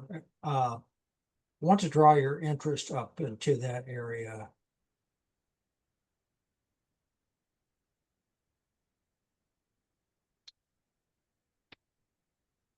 This is a little bit darker along this one part right up here. So I'm going to make that a little bit darker,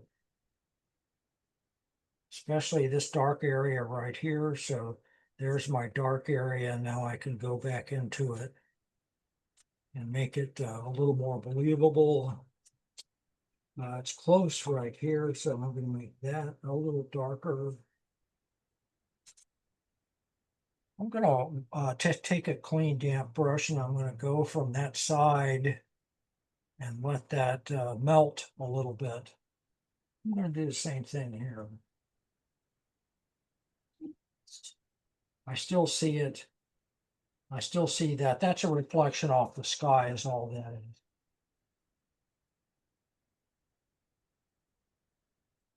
And while this is still damp, I can lift.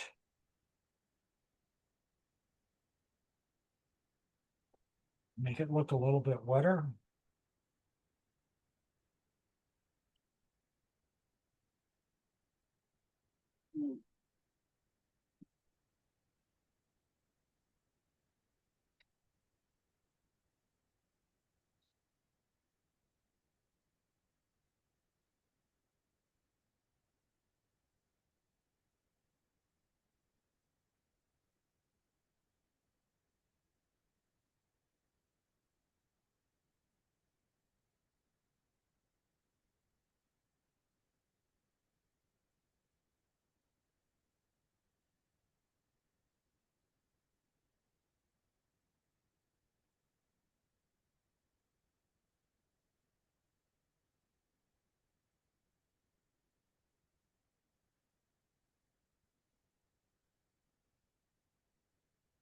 Kind of cool, kind of interesting.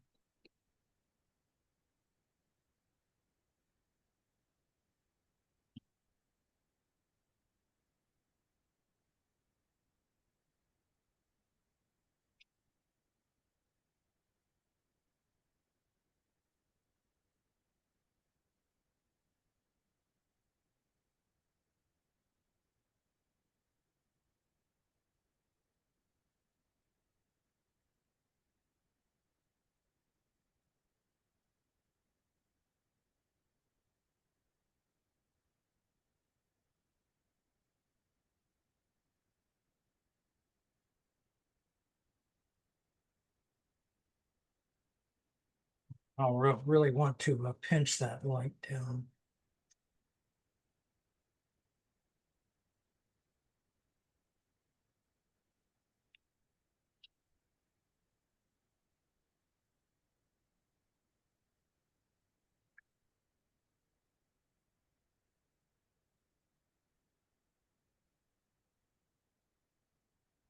There we go. That's enough. Few little streaks going through, make it look liquid.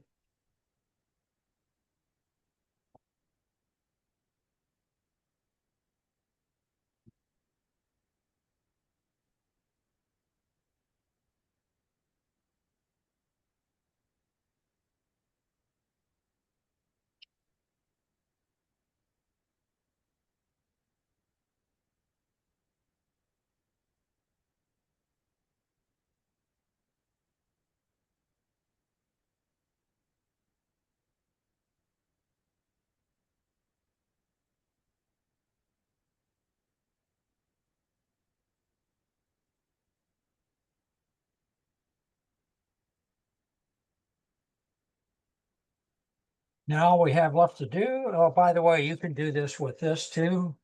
I don't know if it's wet enough, but I could do that. I can do that. Scraping. So kind of cool, kind of fun.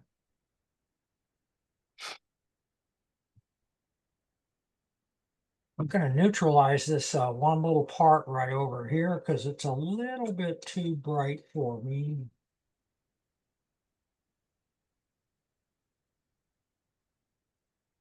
Wash it out. So you can go back and fix anything. Yes. That's a little better.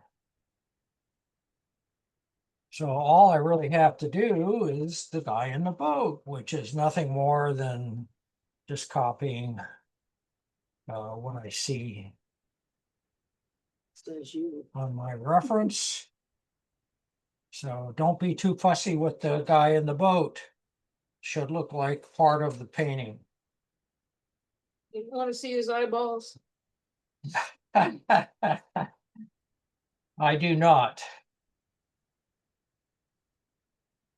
He should be painted just like the rest of the painting.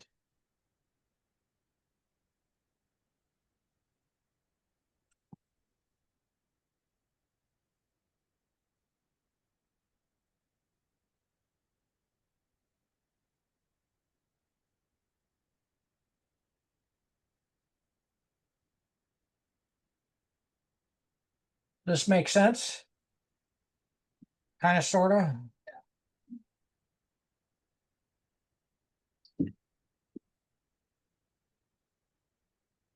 Hey, we got a whole painting done. It's not even almost done. That's done. Forget about the guy in the boat. Really? Oh, no, it's up to you. You've Oh. already got them drawn, so put them in, but you wouldn't have to do that. And then you could make this by the shape of the mountains and by the shape of the tree. This could be up in Oregon someplace.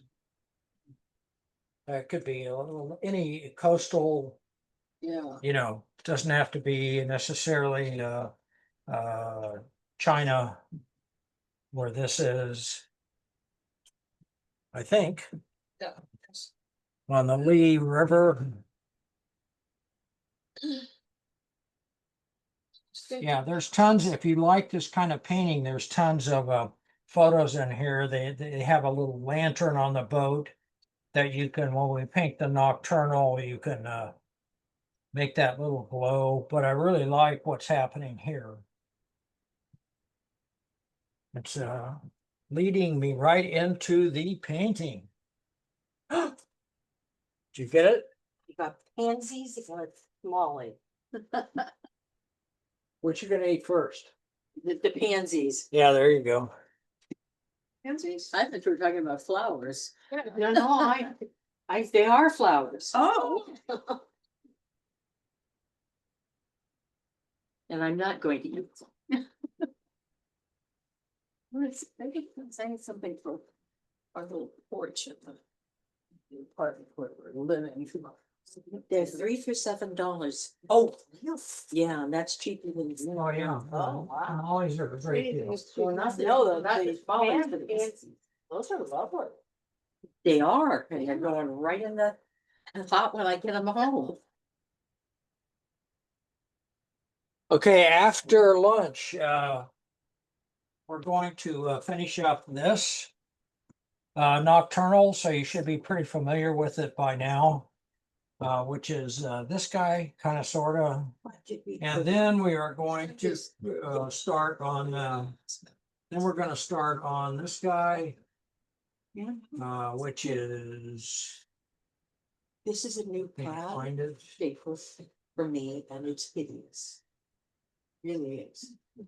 So we're going to do the hills with the fog, Oh. which is basically going to be this guy. Oh. You should all have this is the one. Let's see. So we're going to do that guy. So that's all about also light and atmosphere. So all these have their different little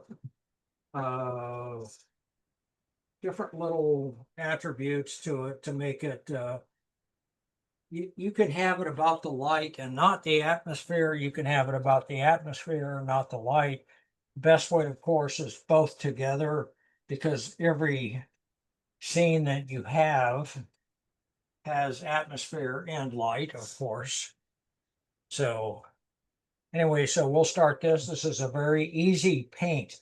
There's only one thing that you have to be aware of, is washing out the edge and how damp is the paper. So anyway, I'll just leave this. So I don't have a tree. Putting the guy in the boat is easy. I do not try to start paint a head and then paint an arm and paint this. I just paint these shapes, and I paint them in kind of a dark neutral color. Not too dark, because I still have shadow in there. He's backlit.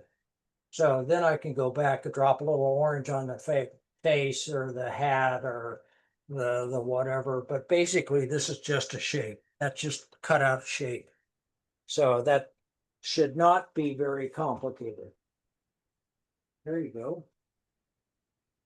You can go back and forth with the side of your brush once you have that.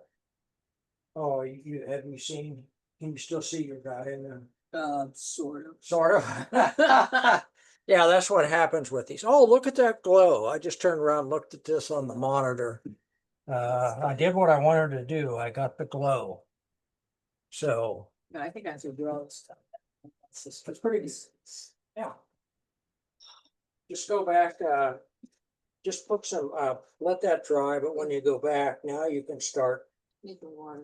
yeah, making water, making a little water. So it's, the water is just turn your brush, if you're using a flat brush, just turn it sideways so it's thin and just start going back and forth. With a lighter color, are we still using the background as the quiet, lighter shade? We're not working like gouache in here, right? You can use a gouache over the top of this if you want, but you don't have to. Lifting is clean, damp brush. I can go back and I can still lift. This has been drying a while I've been yakking. So I've got a clean, damp brush. And let's pick a spot that's drier. Yeah, you can lift it anytime. It's just easier when it's damp. So I'm lifting right here. Clean my brush, blot it off. See, I'm just lifting that little highlight right there. There you go. Cool. You can lift it anytime.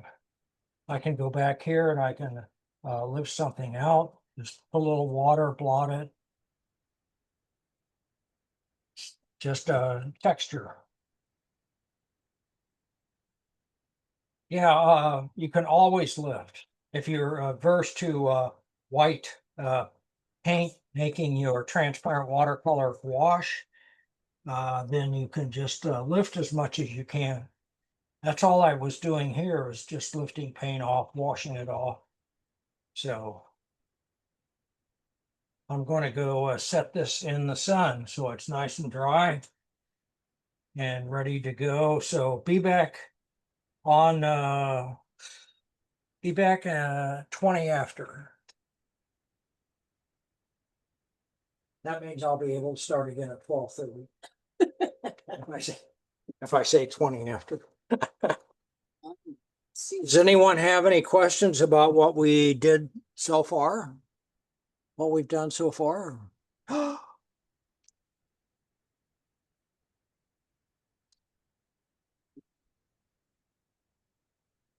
Hi, Nancy.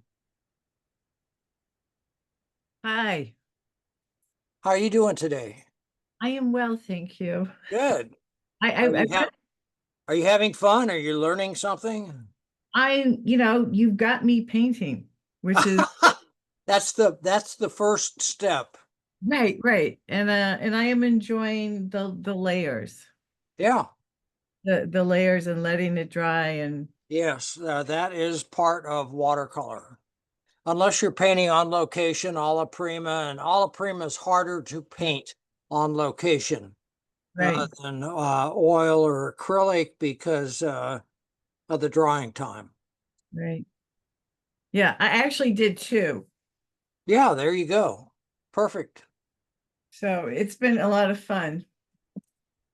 Yeah, and the nocturnal is exactly the same painting, only it's a different light. Mhm. Yeah. So, and you could apply this to anything, a city scene, you know, the glowing coffee shop or whatever it happens to be. So it's whatever. Right. Anyway, I'm going to go put this in the sun and take a short break. And then we'll paint some hills. All right. Thank you so much. Uh-huh.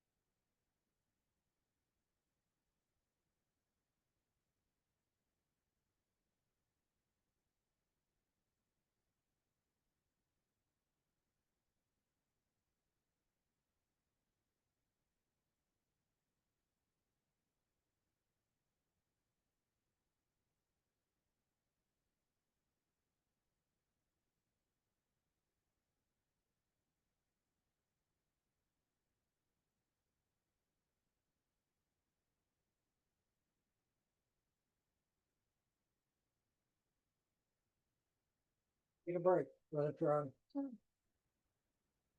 Is that farmer's market still up there? Yeah.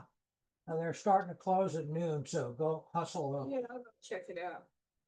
Pretty good. Take my brain off of this.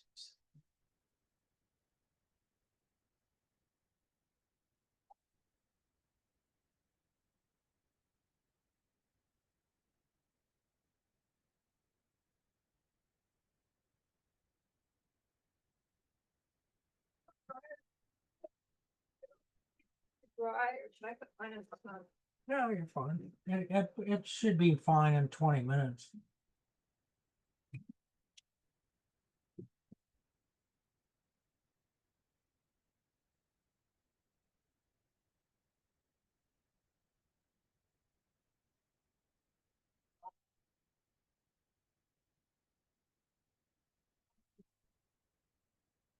Everybody left, Joe. Yeah. Okay, Oh, everybody left up there? then we can talk paintings. Oh, no. The farmer's market's closed? Well, that closes at noon. I know, but it's just noon. Yeah, so they'll be packing up. I definitely want the Fisher. So you went at the right time. I went at the right time.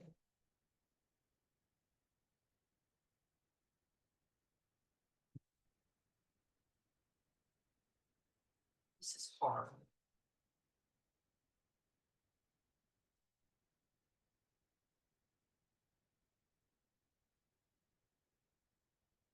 So you been doing okay? Yeah. Okay, I want these two. It's two. Oh, the good ones. Good spots. Okay, and you say two for 200? Oh, 2 for 200? Yeah, that's actually pretty. Okay, all right. And I'm You going can to just leave send, them there and then okay. put them on the table. I'm going to send you a check in the mail. Okay, great. Thank you. All right, now I can eat my sandwich. Are these any good? Oh, those are evil. I know. Those are absolutely evil, Joe. Now, wait a minute, I still have to do my little man. Okay. Okay, Well, it's good to see Shirley again. I haven't seen her since the fires. I saw her many years ago. She, She was lucky. That's what she was. yeah, the house is unlivable, so, but at least it's still standing. At least she's got contents. Um,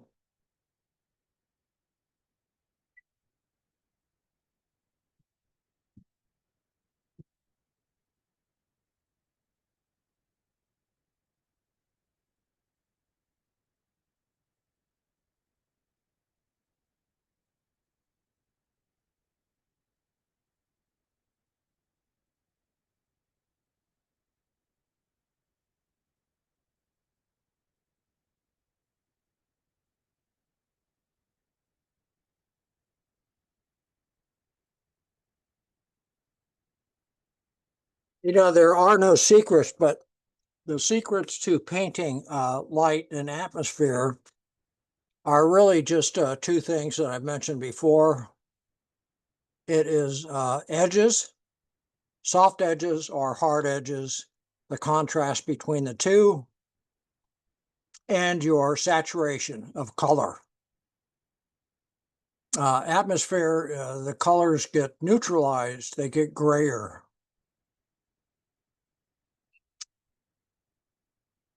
It's not quite as colorful. So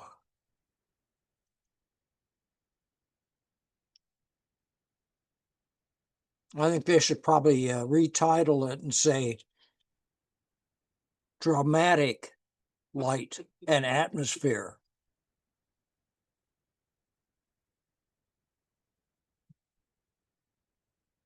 That's why people like it, because it's dramatic.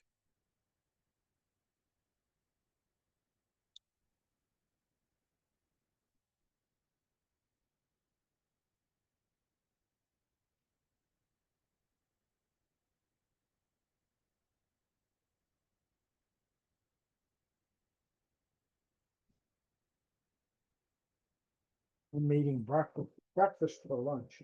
You're eating breakfast, lunch, sounds good. Well, I get these sausage, egg, and griddle cakes or croissants, you know, freezer section. Oh, So I heat them up, beautiful. not too bad.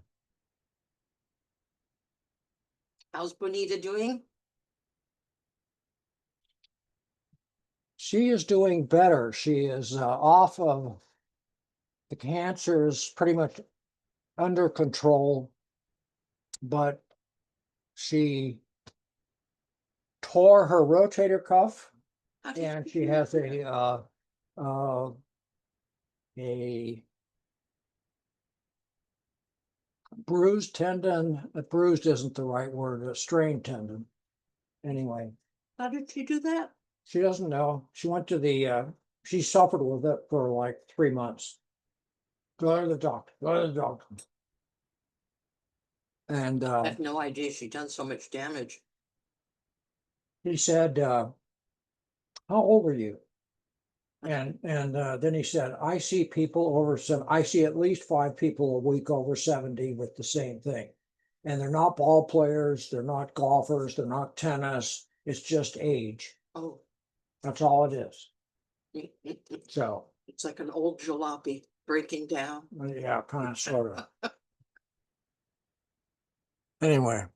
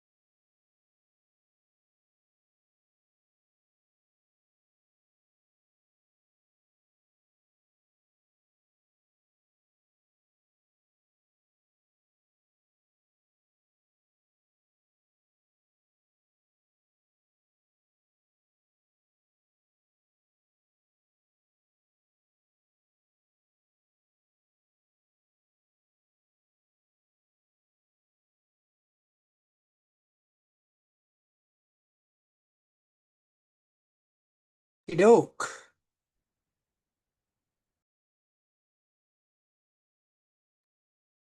Yep. There we go. I read a headline yesterday that the opera company that has performed at the Kennedy Center in Uh-huh. DC for 20-some years, that they're leaving. They refuse to Oh. to participate in Yes. And something evil. uh And something evil. in something evil. Yes.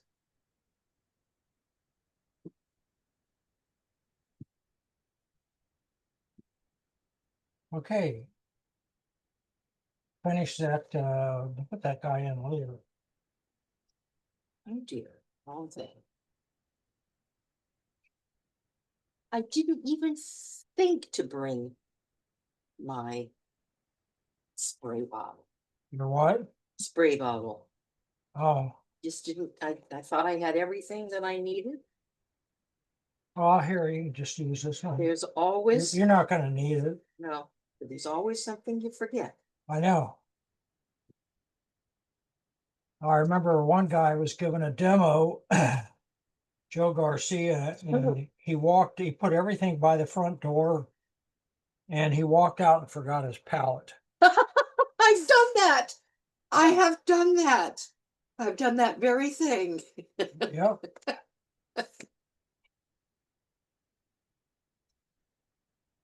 Yes, I have done that also.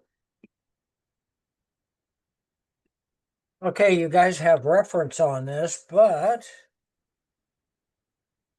I don't need the reference. You won't need the reference. So this is basically just a, show you.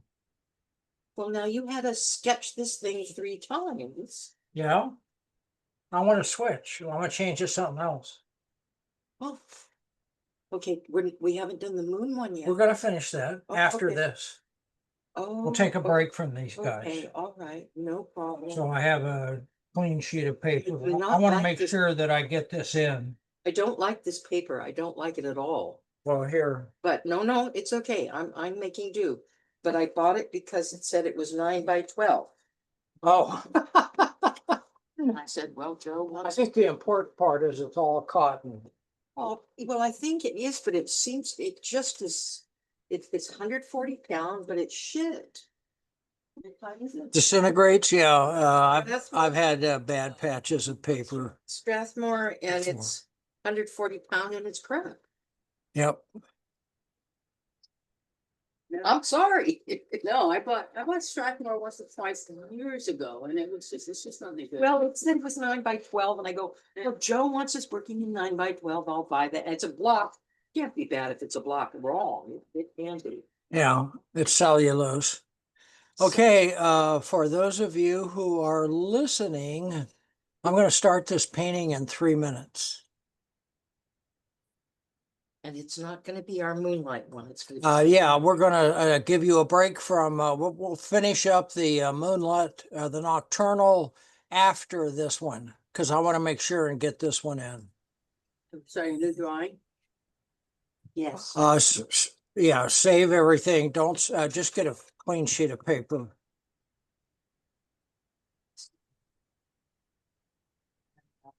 We're having a paper sale.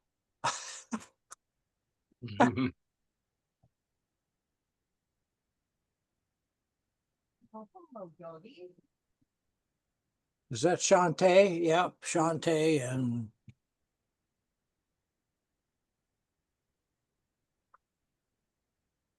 Okay, my computer says 12:28. I'm going to start painting at 12:30.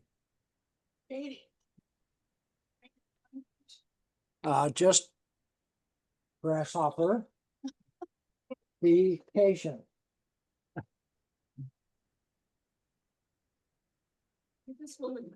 I don't want to come at one of my doing. Yes, we are going to make a drawing first, but it's going to be very, very, very quick and minimal. Because this is just showing you a technique. And I'm pretty sure I put everything in. Huh? Is it a wicket? The dog? Yeah, yeah. You know what, Shirley? Those carrots are just screaming to be painted, please. They would like to be a still life with a couple of tomatoes. You know, when you get where we are and stuff, everything seems like, oh, I have to paint that, boy, you know, I just have to make myself stop saying, I'm gonna paint this. No, those carrots And definitely want to be painted. Yeah, I know. There's some dark purple potatoes in there too. Oh, Really need it. no, I read a little quote from Cezanne the other day. He said, I want to. Okay, I'm going to paraphrase it. I want to wow them in Paris with an apple. That's perfect. Yeah. But he wanted to really do some spectacular still lifes, the heck with landscapes. Like Joe and his peppers. Joe and his peppers. Peppers, I go, how do you do that so quick? Boom, boom, boom, boom, there they are. Close them up. Okay, I'm sharing my screen.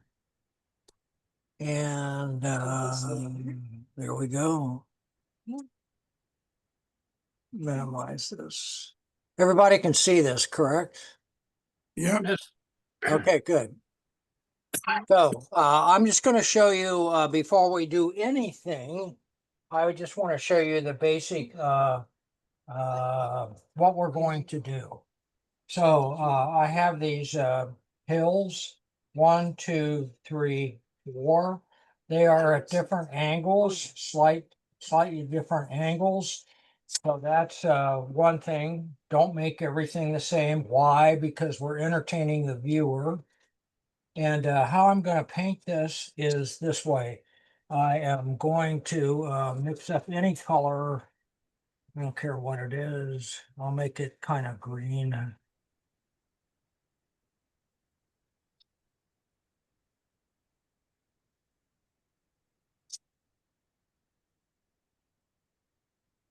Okay, that's good enough. And I am going, and by the way, going from back to front. This is cooler, this is warmer. This is more neutral, this is a little bit more saturated with color. So that's how you develop this atmosphere in space. So all I'm really going to do is I'm going to paint a diagonal. No, I don't want you to start painting a bunch of trees yet. I'm just going to paint a diagonal like that. And then I can go back and then I can add the trees. Wow. Okay, and I can also add a little bit of something that's going on. Now, once I have this painted, that looks like a hill. Clean my brush. Gonna wash this out. My water's getting really dirty, but I'm gonna wash this out. See how that's creating fog, atmosphere. There's my atmosphere, okay? So that's how we're gonna paint all of these. I've got layers of fog running down through. I can also, again, use my paper towel. That's even foggier. Okay, so that's how we're going to do this. And we are going to, I'm going to, you can use your reference. So, but I'm not going to draw a bunch of, I'm not going to draw a bunch of detail. So here's an angle. That's my one angle. Here's another angle coming in like that. I'm going to make this angle different like that. And then I'm going to make one overlap that. And I want that to be a steeper angle. I want these angles to be different. Okay, so now I've got a nice little V here, and I've got one over here. So that's going to let that fog zigzag in. Okay, now you can always do this. There's a rocky. You can always do that. But, and then just because you're going to want to, there's a hill. It's got some undulation in it. There's that. There's that. So there's my elaborate drawing. And I've got a light source. So again, I'm using gravity because that's what makes watercolor work. There we go. And I am going to clean my palette first. I'm gonna have to go get some clean water at some point, but not yet. So according to that sky that I see in the reference, I've got some kind of gold coming in there. So I'm just going to put some of that gold in, and I'm going to wet the sky first. I don't have to be too careful with it. I'm just going to put a little water on there so it blends. And then I'm going to start putting in that gold kind of color. I'm just using yellow ochre. There's my gold color. And this is not about skies, by the way. And then I'm going to use cerulean. Is that cerulean? That's cerulean.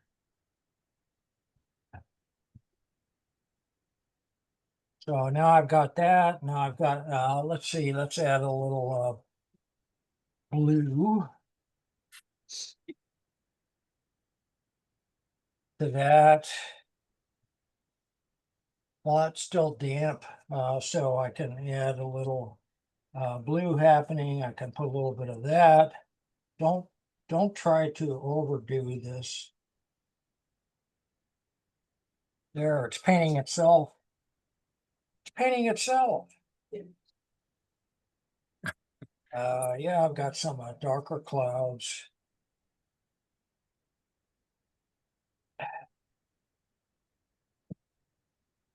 That's enough. That's enough. I've got a light source. I'm going to take and wipe this out right here because I want this to be some fog coming in. Look at that. Instant sky. How about that? I want to lift a little bit. More clouds. There we go. That'll do. I don't care about that. That's not why we're doing it. I just have to have some kind of a light source.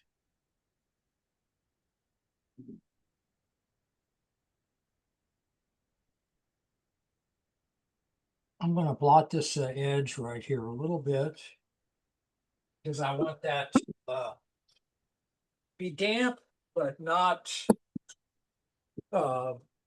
bluey. So I'm going to mix up a dark, not too dark because it's way in the distance. I'm going to use just some blue with a little bit of burnt sienna in it, just to neutralize it a little bit. And now I can go back and I can paint this distant hill. There, I painted that first hill. Now what I want to do is I want to wash this out. Look at that. Pretty cool.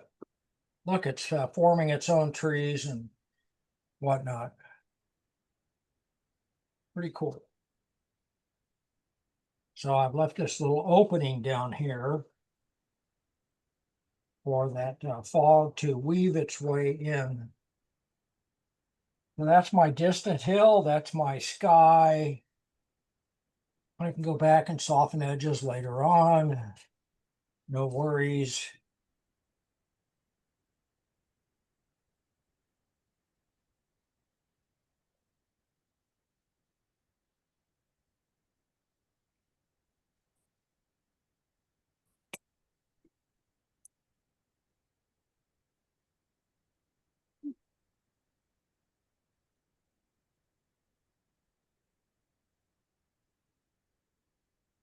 No worries.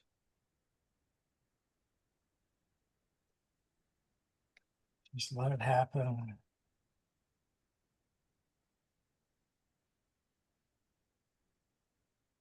Good way to blot out clouds is just to use a Kleenex or something, paper towel. It's presentable. There's my distant mountain, distant hill. That's pretty good. Look at it's making its own little trees.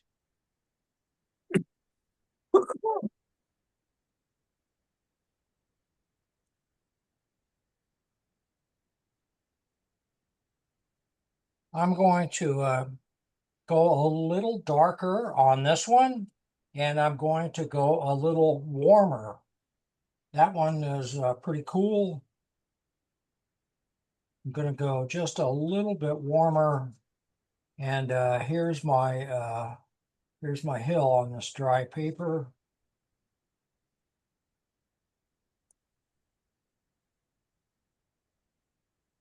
And that's wet along this, so that's going to start forming its trees. I can put some trees in here right now. I can put a few up here. I'm going to wash this out.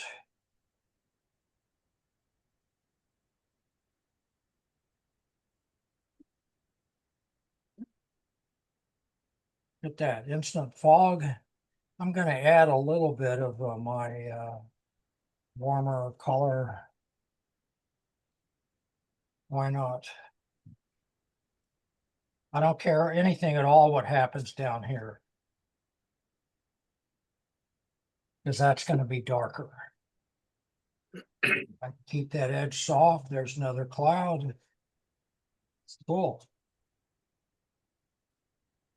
Want to make that softer. This is really a fun way to paint. There's clouds. Look at all that atmosphere. Now I can go back in while that's drying. I can add a few more trees. Add a few little darks. They're going to be pretty soft. So that's going to be my second hill. Now I'll take a break and let that dry a little bit.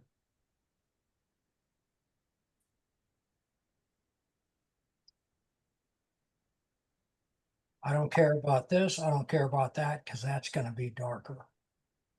I can go back and I can lift in here a little bit if I want.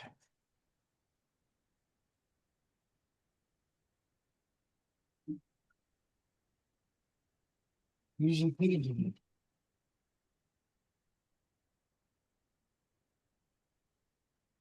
I'll go back and put a few things back there, but not much.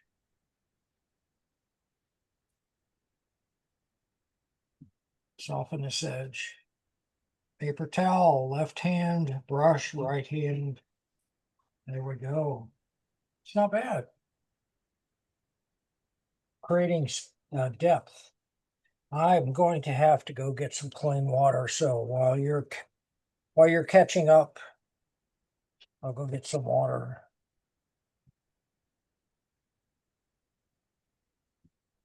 It's pretty good.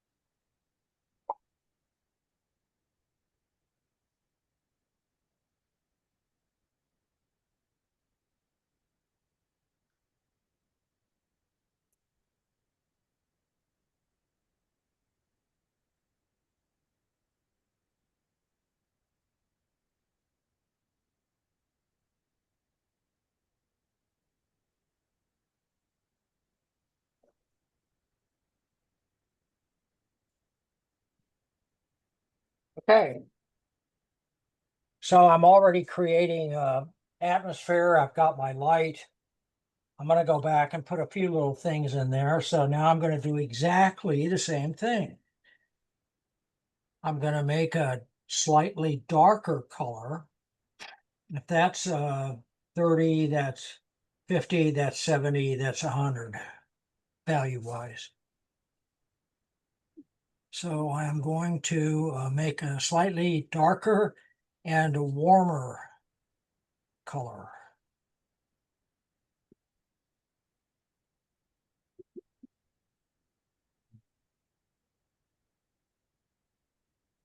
So I've got a puddle of paint, so I'm going to go, whoop. See, that's already forming my hills, my mountains, trees. So that's my color. I'm going to add a little warm to that. Right down here, I can go right over this because that's going to be darker in front of it. So this is darker. Trees are a little bit taller. I'm going to make a tree.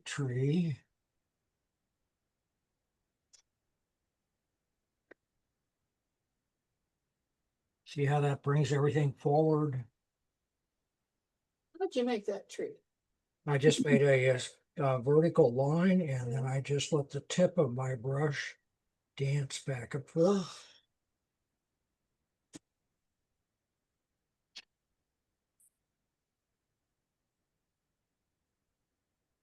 And I can put, now I can put a few darks back in here.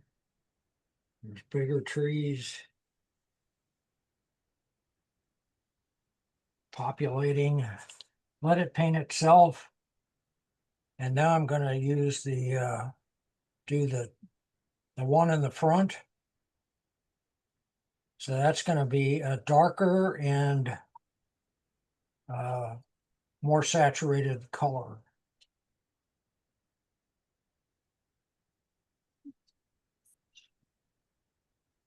Or a little bit brighter.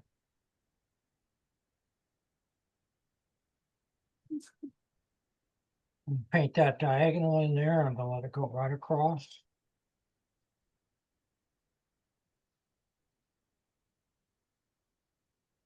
Use the side of my brush just like that. That's going to be, it's pretty effective. Now I'm going to wait and put a bigger tree over here someplace. Just mapping this out. Now I'm going to go back and add some my warmer color coming up into here. I'm going to lighten this area right here because I want that to just starting to roll over. That fog's just starting to roll over this hill in the front. I'm going to make this darker where it goes over that hill behind it. Put in a few trees. Just the side of your brush.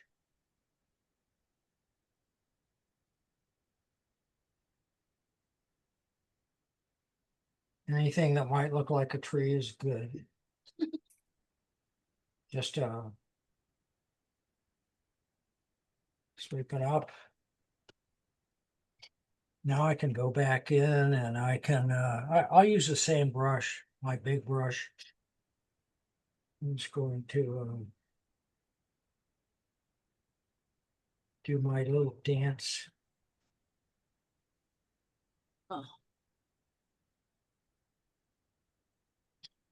And I'm going to make this tree bigger.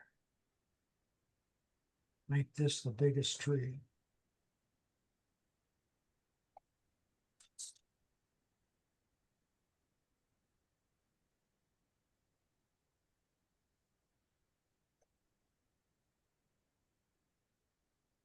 In fact, I wonder what it would look like if this is the time where you can fail. So. Didn't make the tree go all the way up.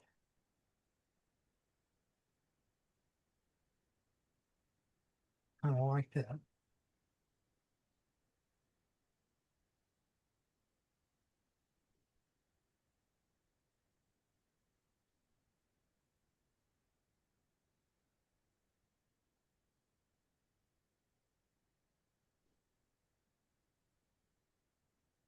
We don't hear it, anything.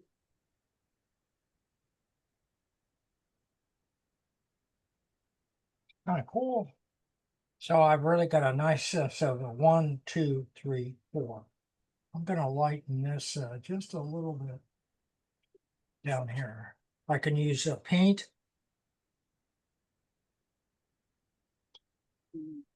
So that's gonna definitely put this hill in front of the other one.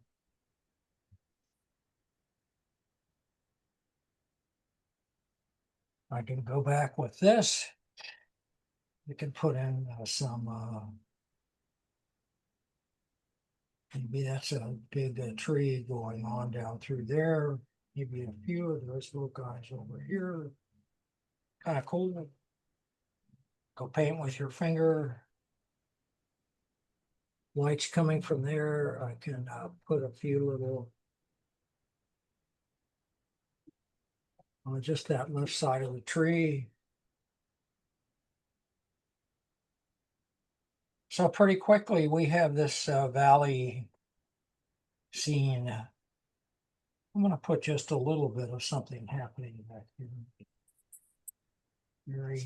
Very much in the distance. It's very light.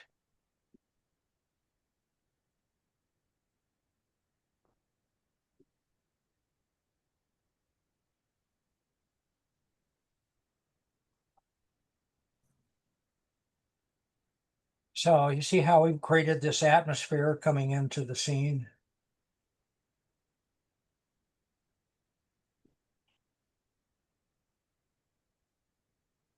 Now all you have to do is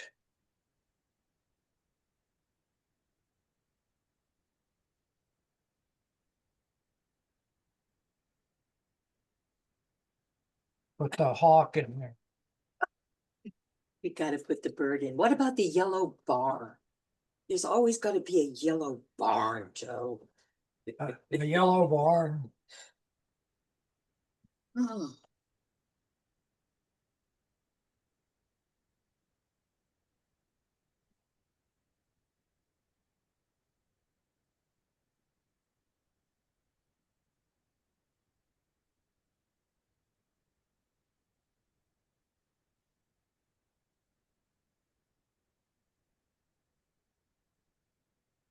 Now, once you've got these basics in, you can go back and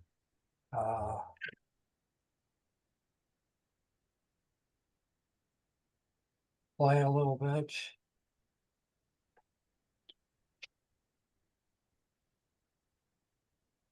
But I think we've captured what we were trying to do. I could use just a little more warmth back here. There we go.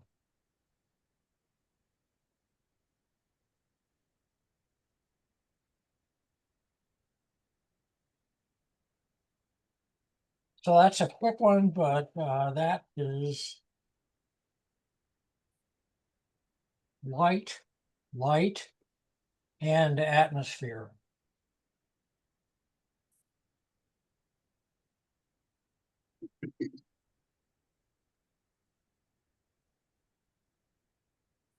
And depending on what style you like to use, then it's going to be your style because you all have an art DNA. So your style is going to come through.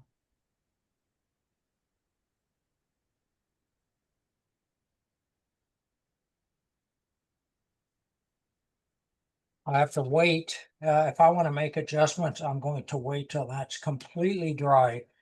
Get rid of the pencil lines, especially that one. And then I can go back and I can play if I want. I could put a path. I could put somebody hiking. I could put somebody a cabin. I could just leave it alone. I could put more birds. I could put a hot air balloon. It doesn't make any difference. But it's a believable painting for me, at least, because I've used a pretty limited palette: blues, greens, ochre. Kind of different from our first one. If I think a color is too strong, I can always neutralize it, or if I don't think it's strong enough, I can bring it back, but I can't tell yet because it's not dry.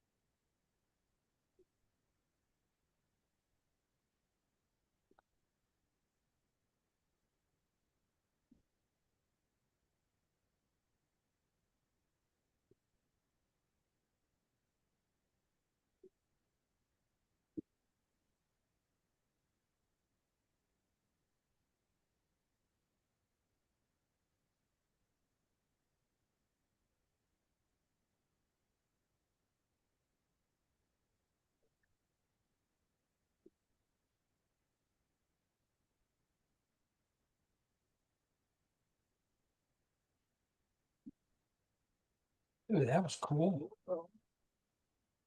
Adds a little bit more atmosphere to it.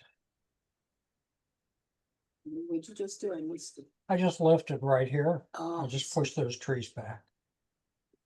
That's all. Just a couple of swipes. They're in the fog now. It's creeping up.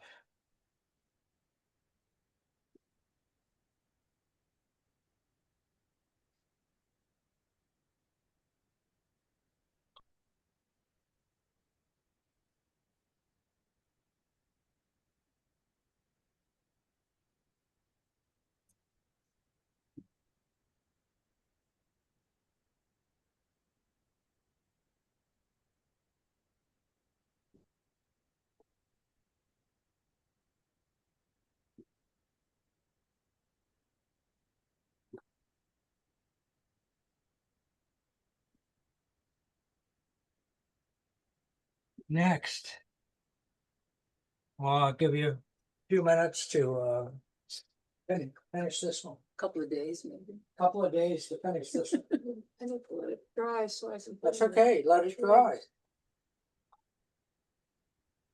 Just take a break. Take a Oh, get up. Go set it out of your sight, or out of sight, out of mind. If you're antsy about sitting there watching paint dry. Uh-huh. Literally true.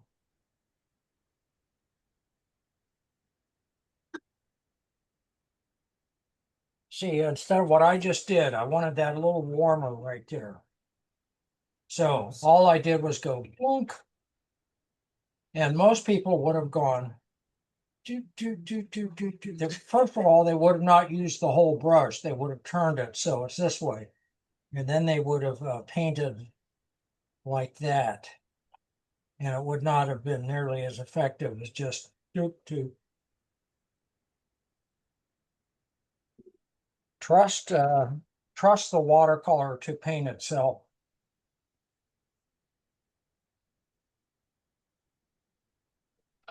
I know that's asking a lot sometimes, but it really does work.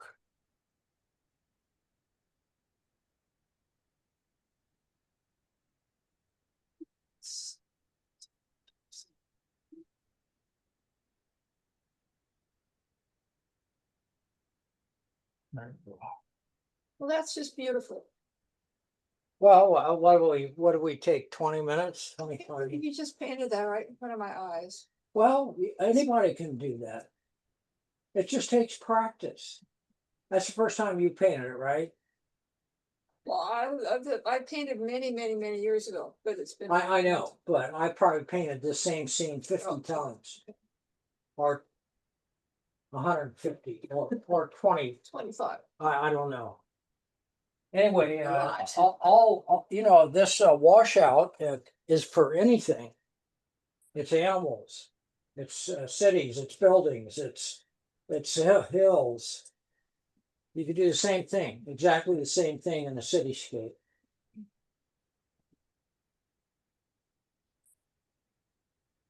It's hard for me to let go, and then when I do, sometimes it's terrible, but sometimes it's great.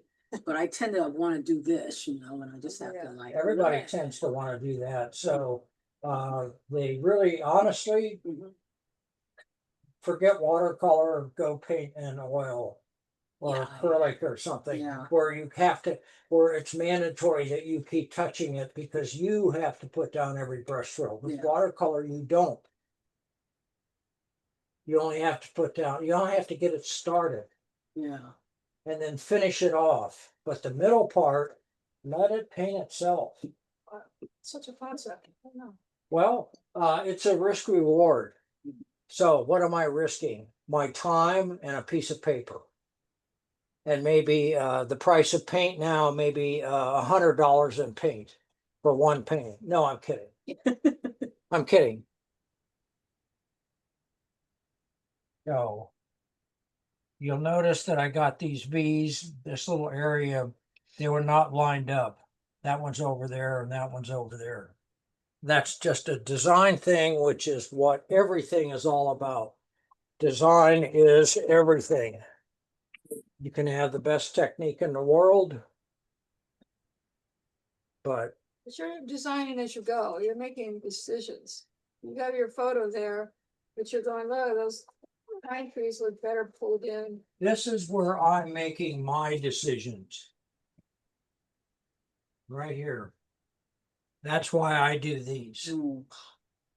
I can do all my screw ups, experiments, try this, try that here before I paint. And then it's easy. I just have to paint. Now I have different things to be concerned about with cool, warm, light, dark, mid-tone, but I don't have to be concerned with design. And all those things I just mentioned, cool, warm values, those are what makes the design work. What if you wanted to put those gorgeous clouds in there? Well, you could still do that, but to me, the clouds are fighting the fog. I have to take my choice, one or the other. Oh, yeah. One, they're too complicated. I've got to simplify one. So, yeah, it's not a sky painting, it's a fog painting. I don't care about the sky. Well, What? Sky is falling. I have got my red barn There you go. You put your red barn in and my bird. and your bird. You've done it all. And where's the deer? No, that we're not doing. Where's the eagle sitting on top of that tree? Well, maybe my bird is an eagle. Yeah, mine's a hawk. How can you tell? Because I said so. Yes, that's exactly it.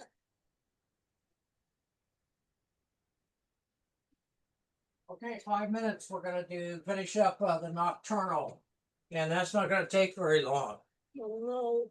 And then the last part of this is going to be what I consider, and you're not going to get it all done here, but I want you to start your third one. And I want you to not do either of these. I want you to do you. I want you to make something up. Go find a photo that you like. Maybe it's just all yellows. It's that warm light. I don't know. Maybe it's just all blues. I don't know. It's not nocturnal. It's just Maybe Cool- it's sunrise. cool light. Sunrise. It's a You could use the palette that we just used on this one for one of these. But doing something of our own. You're doing the third one for you. We're gonna finish these two. Yeah, then now you get to do your, yes, My sunsets. yes. So I've given you all these paintings are related. And I know that a lot of you have just done this before. You need a refresh or you need a remind. But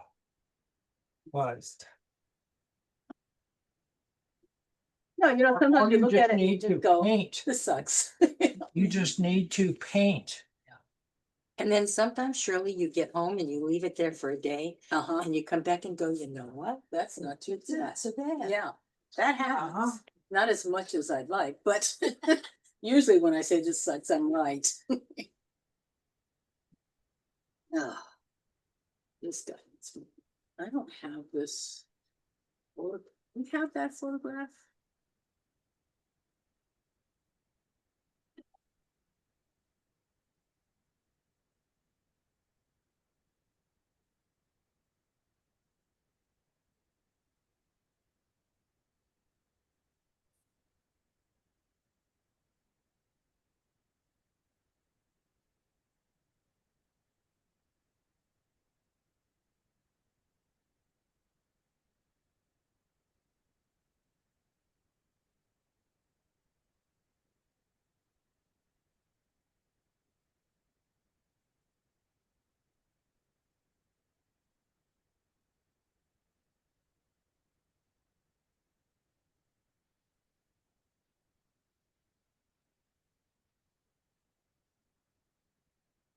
Hey, let's finish this guy up. Then we could put our boat people in. Oh, I thought I didn't put my boat person in because I wanted it to be dry. So it's cracking on this. I'm gonna use the same palette, that orange and blue. I'm gonna try to make a neutral out of that. So I'm mixing the orange blue into a cool gray.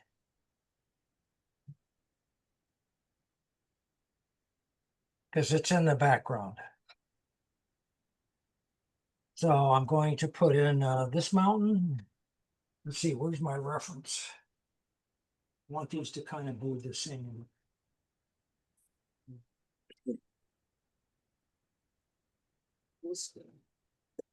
Okay, so this guy's going in. I don't care. Remember, I don't care about that. And this is probably going to dry lighter. It will.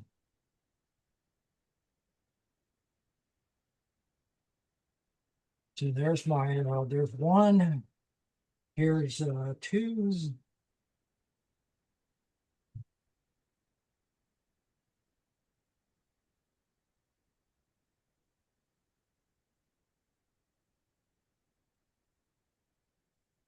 And this is a blue and orange. This gray I'm putting in right now. It's pretty cool. And I don't care about streaks. It's going to add a little bit to this. I don't care about going over here. I don't care about, I want to wash this edge out right here. We've been doing that.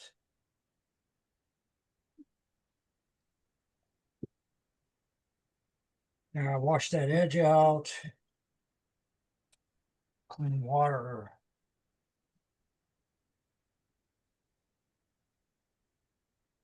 I don't care about this bloom right here. In fact, now I'm going to start adding a few blooms.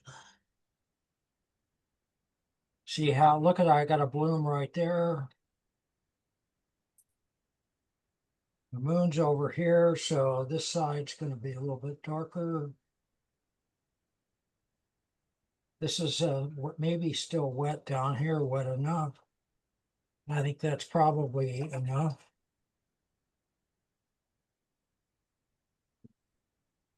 Very light back here. Almost disappears.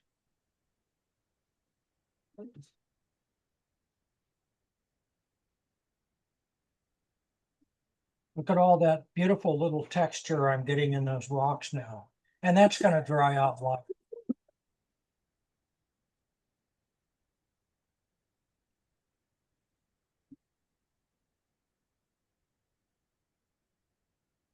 So there's my rock texture. I can take advantage of that. And now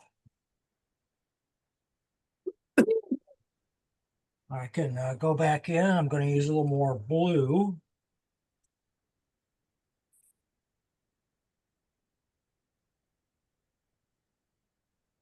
Put it in that shape. And I don't care what happens in this shape. It is the shape that I am concerned with. The integrity of keeping that shape. When I'm doing this, I'm washing out this edge. Now I can go back and I can make this even darker and maybe a little warmer. There you go.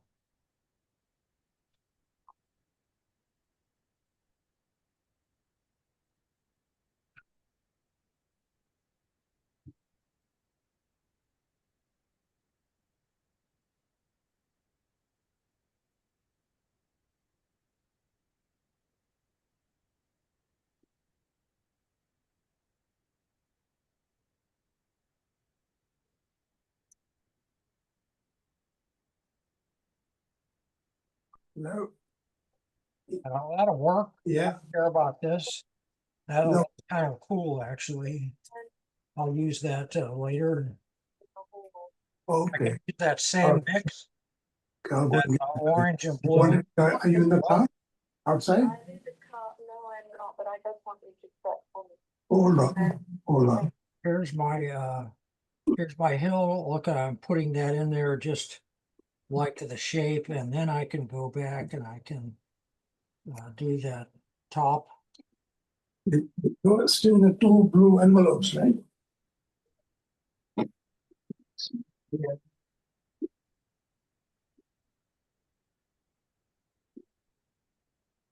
gonna wash out this edge. My paper towel, clean, thirsty brush. Look at that nice little fog that's going on through there. Hey, that's kind of cool. Look at all this stuff that happened. Kind of cool.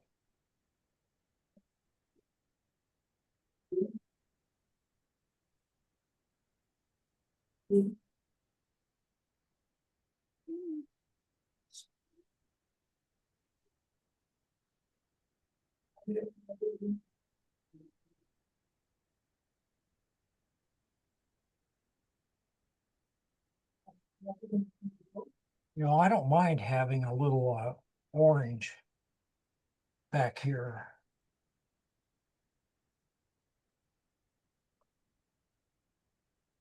It connects to this side.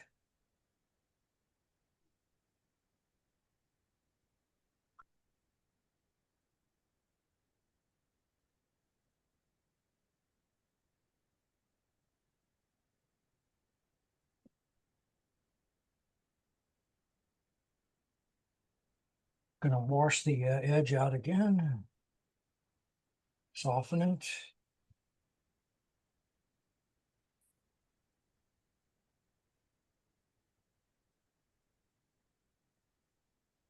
Pretty cool.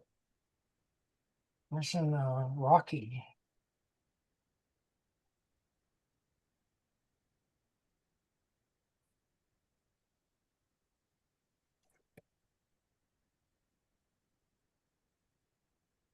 But that nice fog.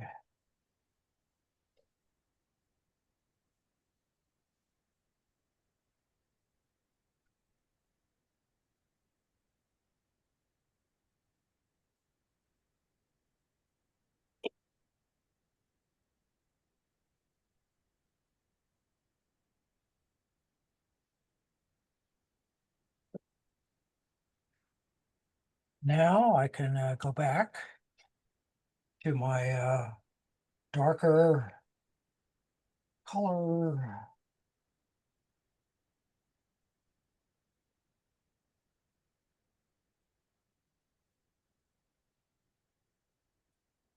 Lighten that up a little bit. I'll go back up here for my dark.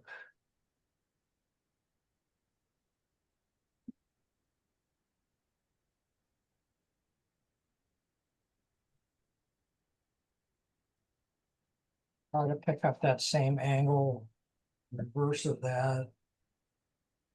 Now I can go back a little darker up here.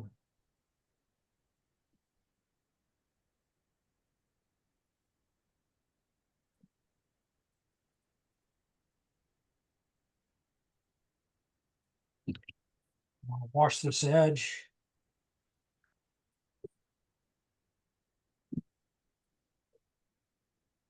Wash this edge. Ooh, nice and fog. Nice and foggy.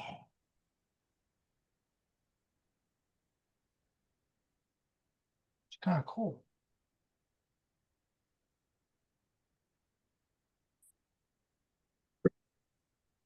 Now I'll just take that same paint and a little lighter.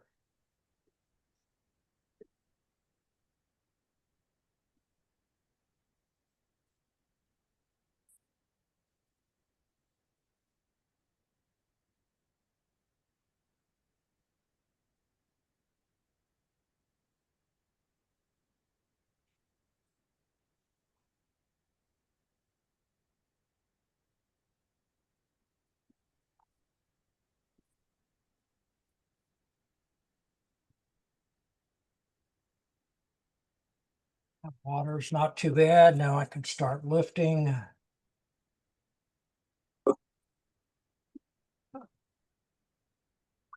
Let some of those strokes go right through.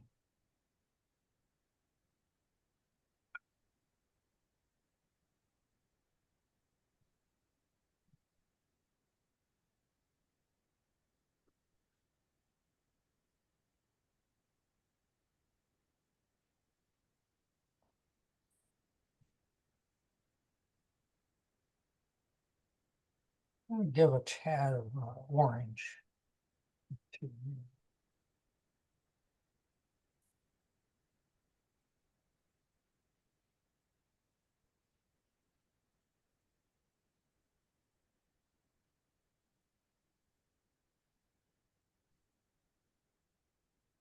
Kind of cool.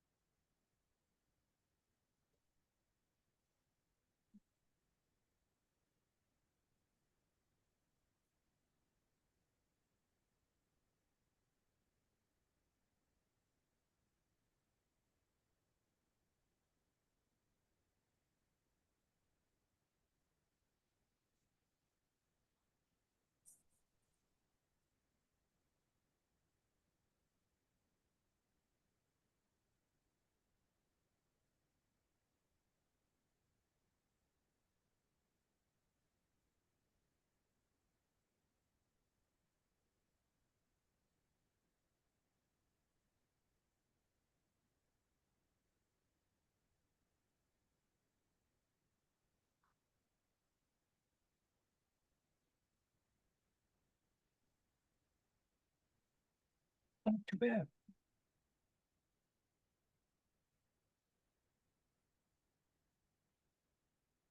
Now all we have to do is put the boat, the boot, and the guy in. Now I'm going to take just a smaller brush.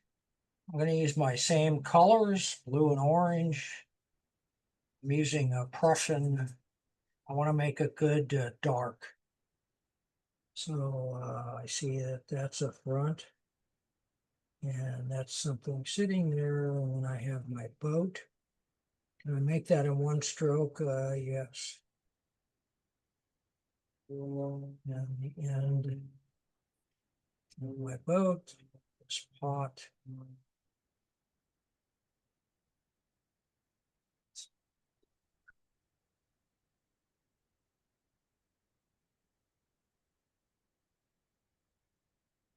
My little guy, and he's still using this same brush.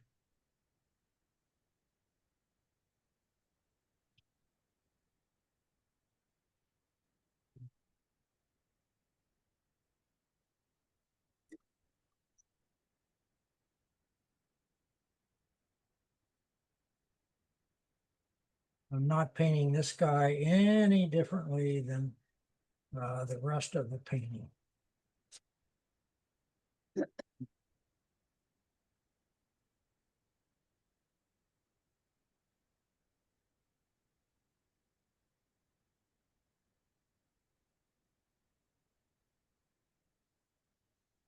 What's happening in the boat? Something happening here.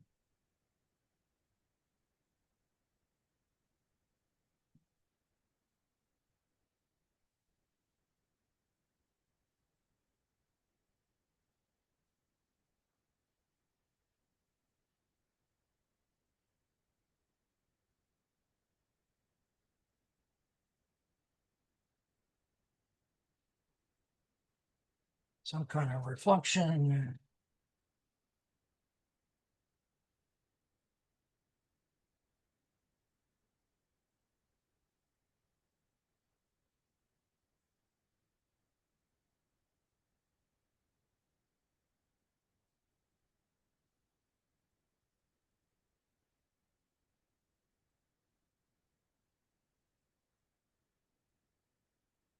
A little highlights. I'm gonna go back to my orange. A little dab of orange for the face. And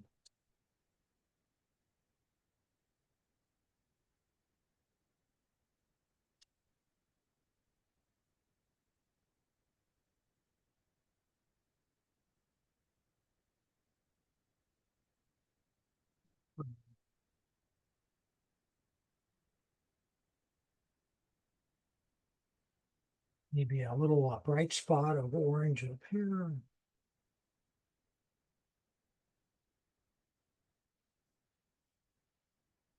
This boat's coming in, so I'm going to do a couple little ripples.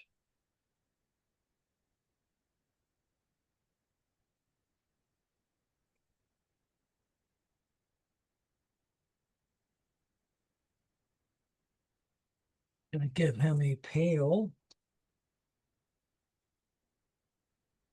orange hat. Pretty much done. Kind of fun. Says you. A little bit of a highlight right here. I can use I'm going to use a white pencil, pastel pencil. A little bit of highlight right there. Something going on back here in the rim of this pot. Something a little sparkly in this lantern. That kind of clicks things up a little bit. Kind of fun. I'll go back to my dark color.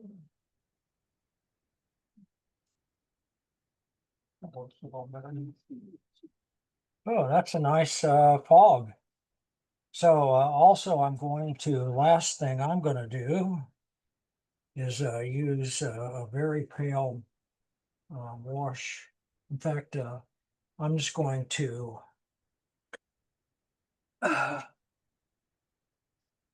I'm going to lay this flat. I don't need it anymore. I'm going to give this a little shot right here. That's the moon. And now I can drop in a little orange pale.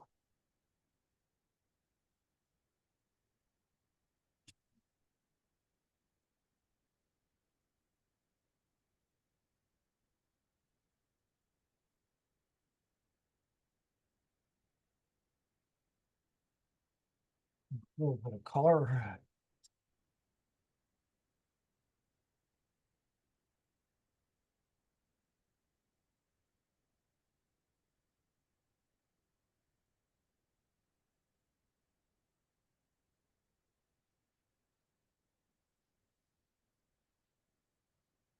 And if you don't like messes, then don't take up painting.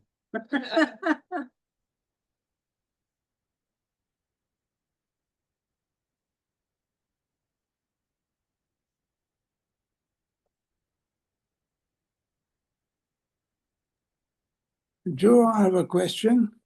Yes. This is Mac. In both this one and the first one we did, Uh-huh. you did the water wet on dry. Yes. In my case, it leaves a lot of streaks, and I would prefer to do it wet into wet. Oh, that's fine. Usually what happens with water are two things. If you want, water is in layered, you can see through it. Yes. So here's what you do. Hang on just a second. So here's what you do, and just go and look at some of Joey Z's paintings or anybody that does water. You can put in these strokes while the paper is damp, and Yes. that is going to soften the edges. Mhm. They'll still retain that shape, not if it's really wet, but and it's damp, they'll still retain those shapes. Mhm. And then once that's dry, then you can put the harder edged water over the top of that. The Mhm. reason I use this is because it makes it look shiny. Ah, okay. Water is shiny. Mhm. It's usually, I don't like flat water because it doesn't tell me anything. It doesn't, it's not interesting. Let's put it that way. This is more interesting to me, but I could have put a layer under here that it has a soft edge and it's not as much contrast as what I'm going to put on top. Okay. All right. Now, I think the point about shininess, I overlooked that. You're quite Yeah, right. I want it to look like water. I want this to look like rock or earth. So that's the reason I'm taking advantage of the blooms. Here I can manufacture. There, the soft edge is manufacturing or suggesting fog, and this is suggesting water, which is shinier. And that's what I like about it. I like the bounce. I like Right. the bounce. These textures are different than that, and that is a nice segue in between. Hmm. Okay. All right. Yeah, there's a bunch of stuff on YouTube uh, that will give you a lot more information on painting water because it does have different layers to it. Okay. Good. Thank Uh-huh. you. And the one other, it's a comment really on the foggy mountain ranges. Uh-huh. You had four hill slopes, if you like. So, but you always tell us you have to have odd numbers. So I was wondering, I'm going to do it with three and make a horizon line and maybe, Oh, that's fine. yeah. Yeah, this is just all I did this for was because of light Check- and atmosphere. checking. It could be Yeah, any light. Could right. be any atmosphere, and it could be your full palette too. I just chose minimal palette on both of these because I don't need any more. Right. No, that's fine. That's fine. Yeah, Yeah. yeah. Good. Thank you. It's been great fun. Oh, good. I hope you got something out of this. We still All have right. another half an hour for you to start your own. Yeah. Uh, So can I send you, can you give me a critique if I send you one? I'm sorry? If once I finish, can I ask you request a critique from you?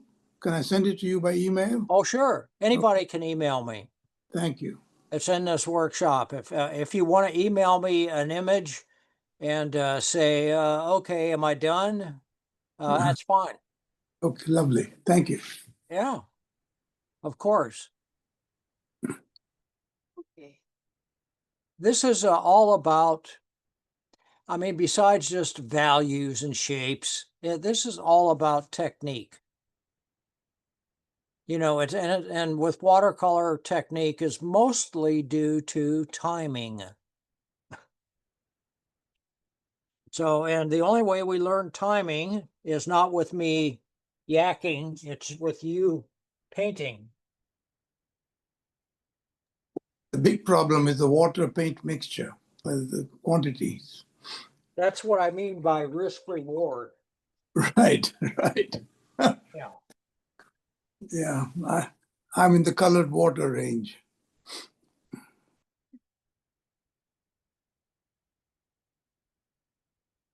Now, if I wanted this foggier, I'd wait for this to dry and I'd go over this with clear water and smooth it out, melt the edges a little bit. This one is a little bit foggier. This one is a little bit more graphic. He's been chosen. He's the chosen one. In fact, let me screw this up. So I'm going to take that kind of warm neutral, and I'm going to go right through here.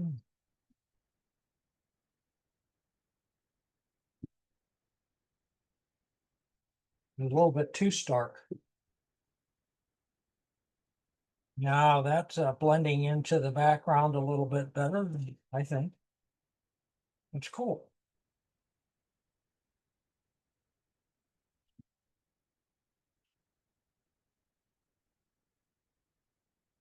He connects a little bit more. That's better. It was bugging me. So paint and adjust, paint and adjust, paint and adjust. That's how we do stuff.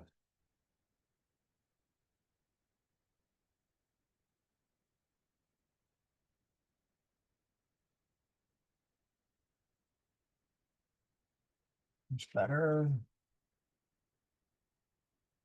Yep. I will fiddle with it. When we get there.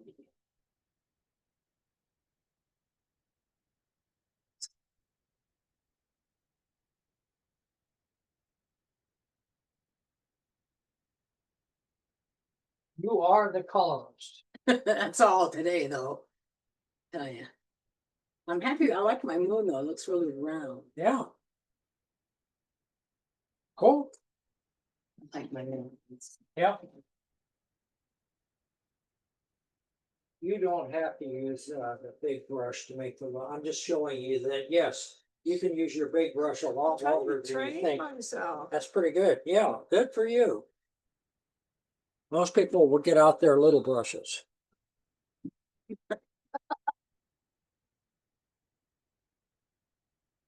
So not really yet for me. They're, You have a long drive home. I do. they're, But it's okay. Put on some Good music. You can sing, they're which I never do in front of other people, except for my poor husband. He hears me sing. looks like it's part of the scene. Oh, no. This is not a thing that people request more than once. I grew up singing in a gospel choir, which was the most fun. You know, I'm kind of a heathen, but I liked growing up in the church. It was Yeah. great. Sure. And so I'm an alto, and if I'm surrounded by other altos, I can hold the note. Yeah. And so our leader, who was our next door neighbor, Thelma, would walk around and listen, looking for new people to lead songs. So one time she came by me and she said, "Really, I want you to learn. I'm going to give me a record. I want you to learn this song, and then we'll, do it." But I wasn't like hitting the note first. I was following the people. So then the next choir rehearsal, we were going to practice my song. And we got about a third through, and she said, "You, that's great. But why?" Because I can't find the note on my own. I just can't find it. I never Oh, could. bless No, your heart. It was it was right. I still get to be in the choir, which was great. 'Cause if you- So how are we you're doing, an alto, gang? Yeah. Get it. Yeah. I And can also follow is- you. Good. It's so. You know, you can take, I'm sure everyone has a scene like one of these, the hills or the lake on their phone someplace. that they've always wanted to paint, but for some reason I've never gotten to it. So why don't you give that a shot?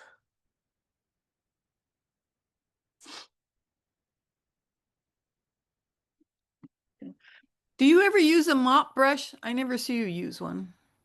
Yeah, but you know, I'm a flat brush painter. I come from the illustration side, and so most illustrators use flat brushes. I've got, don't ask me how many brushes I have, but I only use like 5. Um, yes, mops are great, uh, depending on what you're painting. If I'm painting anything architectural, I'm definitely going to use a flat. But I've gotten so used to using these angled flats, which are great. I love the angled flats. Uh, but it's whatever you're comfortable with. They both make marks. They both do basically the same thing.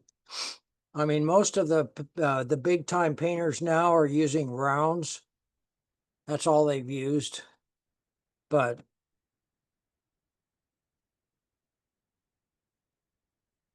I like that big angled, the one I wet everything with, this guy.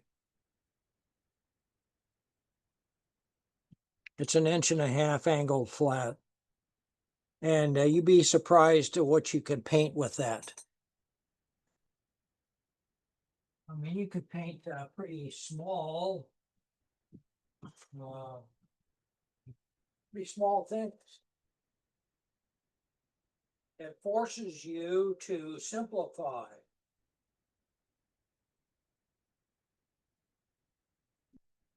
It's called the Zoom people.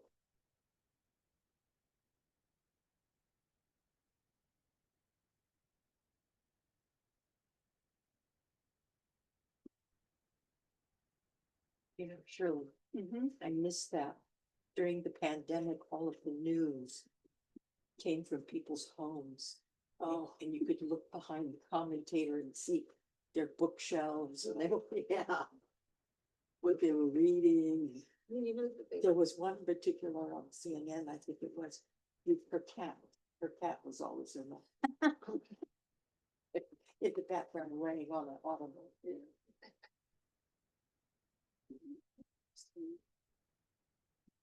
Oh.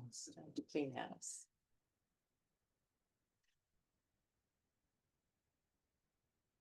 So here's my next biggest brush. This is 1 inch.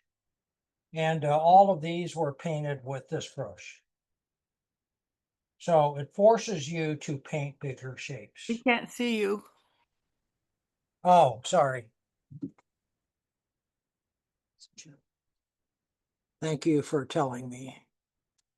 So all of these were painted with this brush, which is 1 inch angled flat. So you can tell that these are about that size, but what it forces you to do, it forces you to get rid of the detail. You're suggesting or indicating. Indicate, don't state. That's Joey Z's thing. So you can suggest all this stuff using this brush this big and this small. So it's this big and this small. So you really, if I had one brush, I could only have one brush. That would be this one. It's whatever you get comfortable with. Made a mistake calling Joseph Zubrovnik Joey Z once. Oh, I don't know Joey Z, so. Joseph Zabukovich. Yes, and you called him Joey Z once. I did. I called it Stuck out Joey his Z to bottom. his face. He didn't like it. Quite arrogant. And he's from Australia, so he should like Joey's. He should. He should. I agree. Maybe that's why he doesn't like being called Joey. I think he's just a bit of an arrogant. You know, you can love the art, but you don't have to love the artist. Well, that's with any field. There's something Yes, so yes. great with some. So if anyone wants to try sandpaper, just do a painting on cold press. Take one of your paintings that you have now that you're not in love with, but you're not gonna trash. Sure. And just try it. Try getting that texture. So you just really take some sandpaper like the Sandpaper and sand it around in a circle, or how you're painting with sandpaper. So if you want to make a stroke, you can do a circle, you can do an edge, you can do that's what I showed you with that one Canyon de Chelly painting. I folded it and made stripes with it. If I can find it again. Well,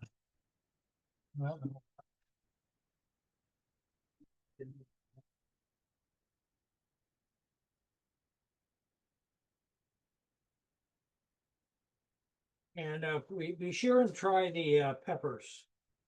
Oh, yeah, those look Just for fun, uh, just for painting shadows. That's a big help. Big help. See, I still love painting stuff like this because that is really a partnership with the watercolor. It just suggests, I mean, I take him out and could just be impressionistic landscape that reminded me of, I could put a bench here, that's all. I could put anything there. Here's Could you the send us a one. copy of that photo, Joe? So now I'm sanding, I'm taking the paper instead of the sheet, sanding like that. Now I'm bending, I'm folding it and painting with it. I'm painting with this sandpaper. Oh, I see. See, so it gives that edge. What grit? If I you use were- coarse. if You were working on your animation thing, and you wanted a straight line, you could turn it. Anyway, You want a straight line. I want to know if anyone has any questions, if I have fulfilled your expectations. Yes. Okay, I guess good. so. There's also, when I send you I'll send you a debrief tomorrow. I'll put in the images that we painted. You already have the handouts. I'll put in what I demoed. Also, I'm going to send you a little YouTube video. You see this painting right here? That's bad. Okay, so that was painted with knives and sticks. Huh. I'll show you a little bit about how she started. We didn't see the knives and sticks. We just see you. Oh, sorry. Haha. Yeah, I keep going back. I should just forget to keep it on share. So if you like this painting, which is what we're doing, I mean, it's pretty much kind of sort of what we're doing. This paint was applied with knives and sticks. So, and then it was sprayed out. So I'll include this video. I'm not going to show you the whole thing because I don't think it's fair, but I'll give you a tease. So she applied, she's using a stick. And by the way, I have a whole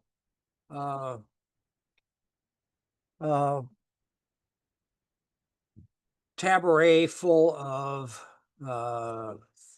sticks.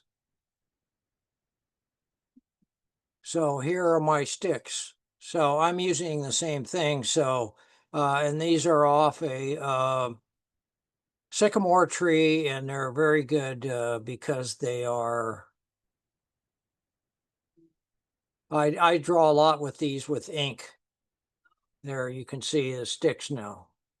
It's got some kind of silly background on it, but so here's how she's applying the paint.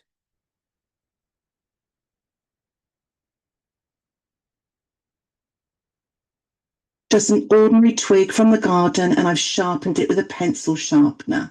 And I'm just sketching onto the textured coal. Do not sharpen it. They're great, just broken off. They'll give you a different look. Pressed watercolor paper. And now I'm using a large damp brush to soften some of those marks there. So I've used some ivory black, some green gold and Daniel Smith's Rose of Ultramarine, which is a gorgeous pinky shade. And now I'm using my plastic card loaded with different colours. That's the black, the pink, and a little bit of the green. And this way, you know, the paint runs down, of course, and you get sort of really nice effects. You're almost mixing the colours on the paper as well. And it's fun to do. And it at the top here, using the plastic card as well, and just sort of swiping on the paint and again spritzing.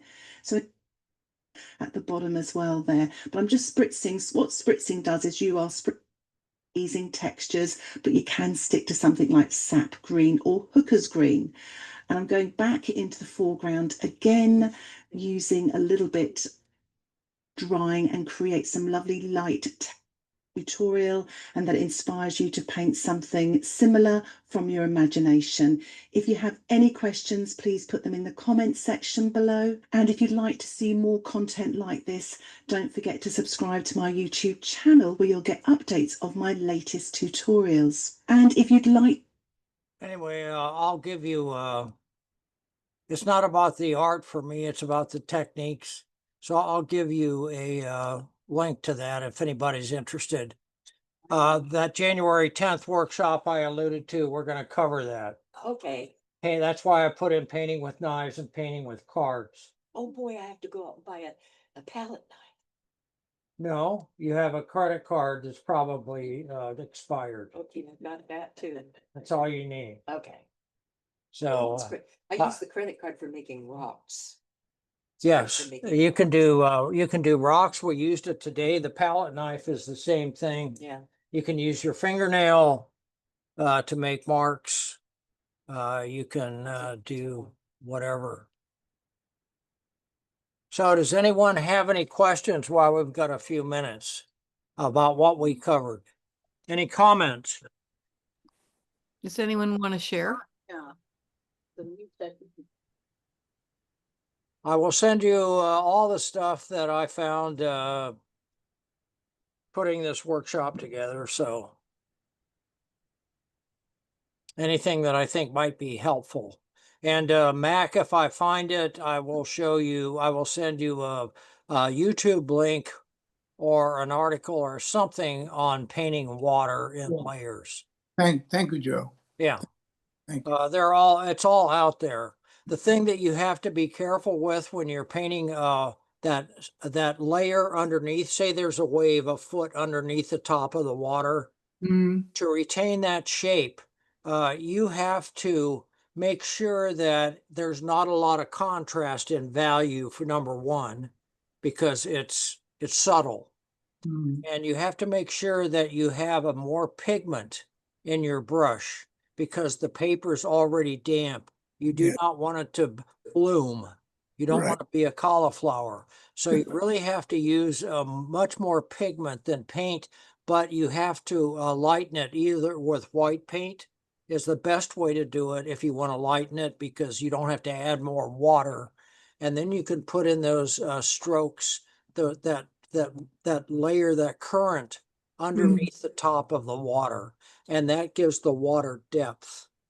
Okay. Yeah, lot to practice. Well, yeah, just try it. I mean, there's a bunch of stuff out there. Really painting the water is just trying it, because and painting all this stuff is just trying it, because it's a timing thing more than anything. So, and you kind of have to, as you go along, you have to kind of pivot sometimes depending on the weather conditions, if it's 100 degrees outside or if it's raining. And you'll, the more you put, the more brush miles you have, the easier it's going to be. You won't even think about it. You'll just, it's intuitive. More water, less water, more paint, dry brush, wet, whatever. And that's just by experience. These 1 inch and 1.5 inch angled brushes, is that a I like you it. recommend? Yes, I paint most everything with this brush. I don't care what size it Is is. that the black velvet? That is, I don't know what this is. It just has, the thing is, it could be a Jack Richardson. They make, Rosemary Brushes makes these, which Okay. are great. Rosemary brushes are really good. I think this was a Jack Richardson brush, but the paint's worn off Hmm. because I've used it a lot. Hmm. So anyway, I've got a series of an inch, a 3/4, a half, 3/8. You know, I've got a series of those brushes, and then I keep for my rounds. I keep a bigger round and a smaller one, and I also have a rigger. I haven't been using the dagger brush quite as frequently lately. I haven't been doing a lot of foresty kind of stuff, but dagger brushes are good. So you do not need, 50 brushes. But it's not. I've Are probably you got a couple of hundred, but that's because over the years, you know how it goes. but are There's you no magic brush. Are you There's no painting magic. larger now than when we met last? Because last time we used those Arteza books, which were about 6 by 8, and you did a lot of your. Yes, I did. I used the Arteza books, but then during the supply chain Oh, thing, they cheaped out on their paper. It's the worst paper I've ever had, and I got the expert, book. Uh, so I've been gun shy of them ever since. ah, So, but I might give them a try again. But there are plenty of those small pads, those small notepads. hmm, What I liked about theirs was the paper was good and they had that spiral bound. yes, yes, Yeah. right, okay, So good. I haven't tried, I haven't painted on one for a while. Hmm, So I'll ask people. I've got another workshop coming up next week. I'll ask them about what have they been using for, the James Gurney type of small sketchbooks right, to paint on. yeah, and they're getting So expensive. The good ones are getting expensive. yeah, they were great. You got three of them. Yes, yes, Three yeah. of them for cheap. Hmm. By the way, this paper I've been using lately is pretty good. It's what I painted on today. I was trying to find an alternative to, I'm not using arches. I go through too much paper, but this is pretty good. Oh, I've tried those. It's Those a are good. Fingra Spuro or something. I don't know where that came from, but it's 100% cotton. And it's 30 sheets. Is that from Michael's? No, it's not from Michael's. It is online. Okay, And I'll send you the link when I send you the email. I'll send you the link to that paper too. Dick thank Blick you. has store as well. It's No, huh? Dick Blick has that in store as well. In the store, Dick Blick. Oh, has is his that paper. does Dick Blick have that? Yeah. Oh, interesting. Yeah, it used to be. Shirley just said Dick Blick has it in the store, Okay, so it might be available in the store. So that's what I've been using for my class at Cal Lutheran, the college, for their watercolor okay. class. So, Thank you. This has been very interesting session. well, good. I hope you're inspired to go paint something. I'm going to do the Foggy Mountains. I like those.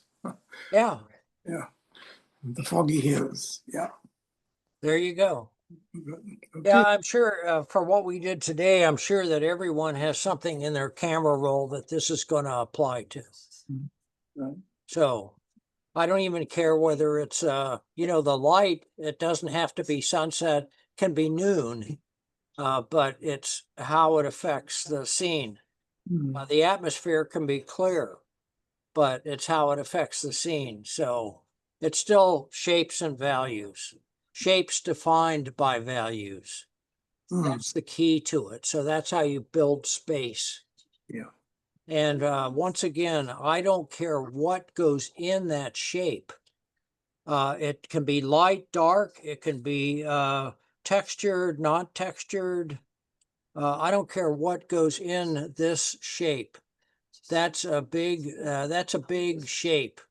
That is a big shape. I don't care what goes in that.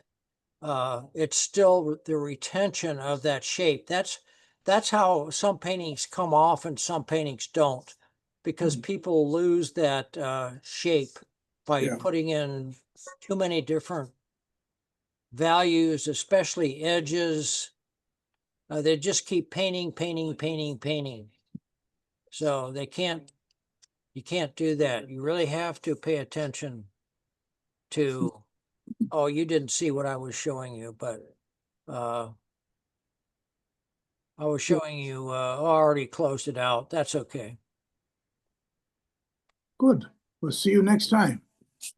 Okay. Do not forget about, yeah, if you want to try some stuff, including bubble bath, including the soap that comes with blowing bubble soap. That's pretty interesting. You know, your wife might like that if she still likes watercolor. Okay. So, I mean, it's much more impressionistic and abstract. Hmm. So, Okay. All right. Bye now. okay, bye-bye. Good to see you. Pleasure.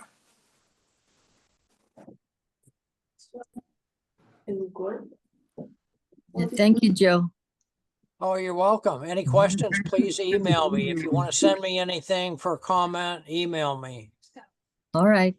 So I want to make sure that you understood what I was prattling about for the last 4 hours. Joe, I want to Yeah. thank you very much. I really enjoyed it. It's always a pleasure spending time and learning from you. Oh, good. Your Good. art is amazing. Thank you. Ditto. Jeff, how are you doing? Jeff has been very busy. He's got his head down. He's plowing forward. He is.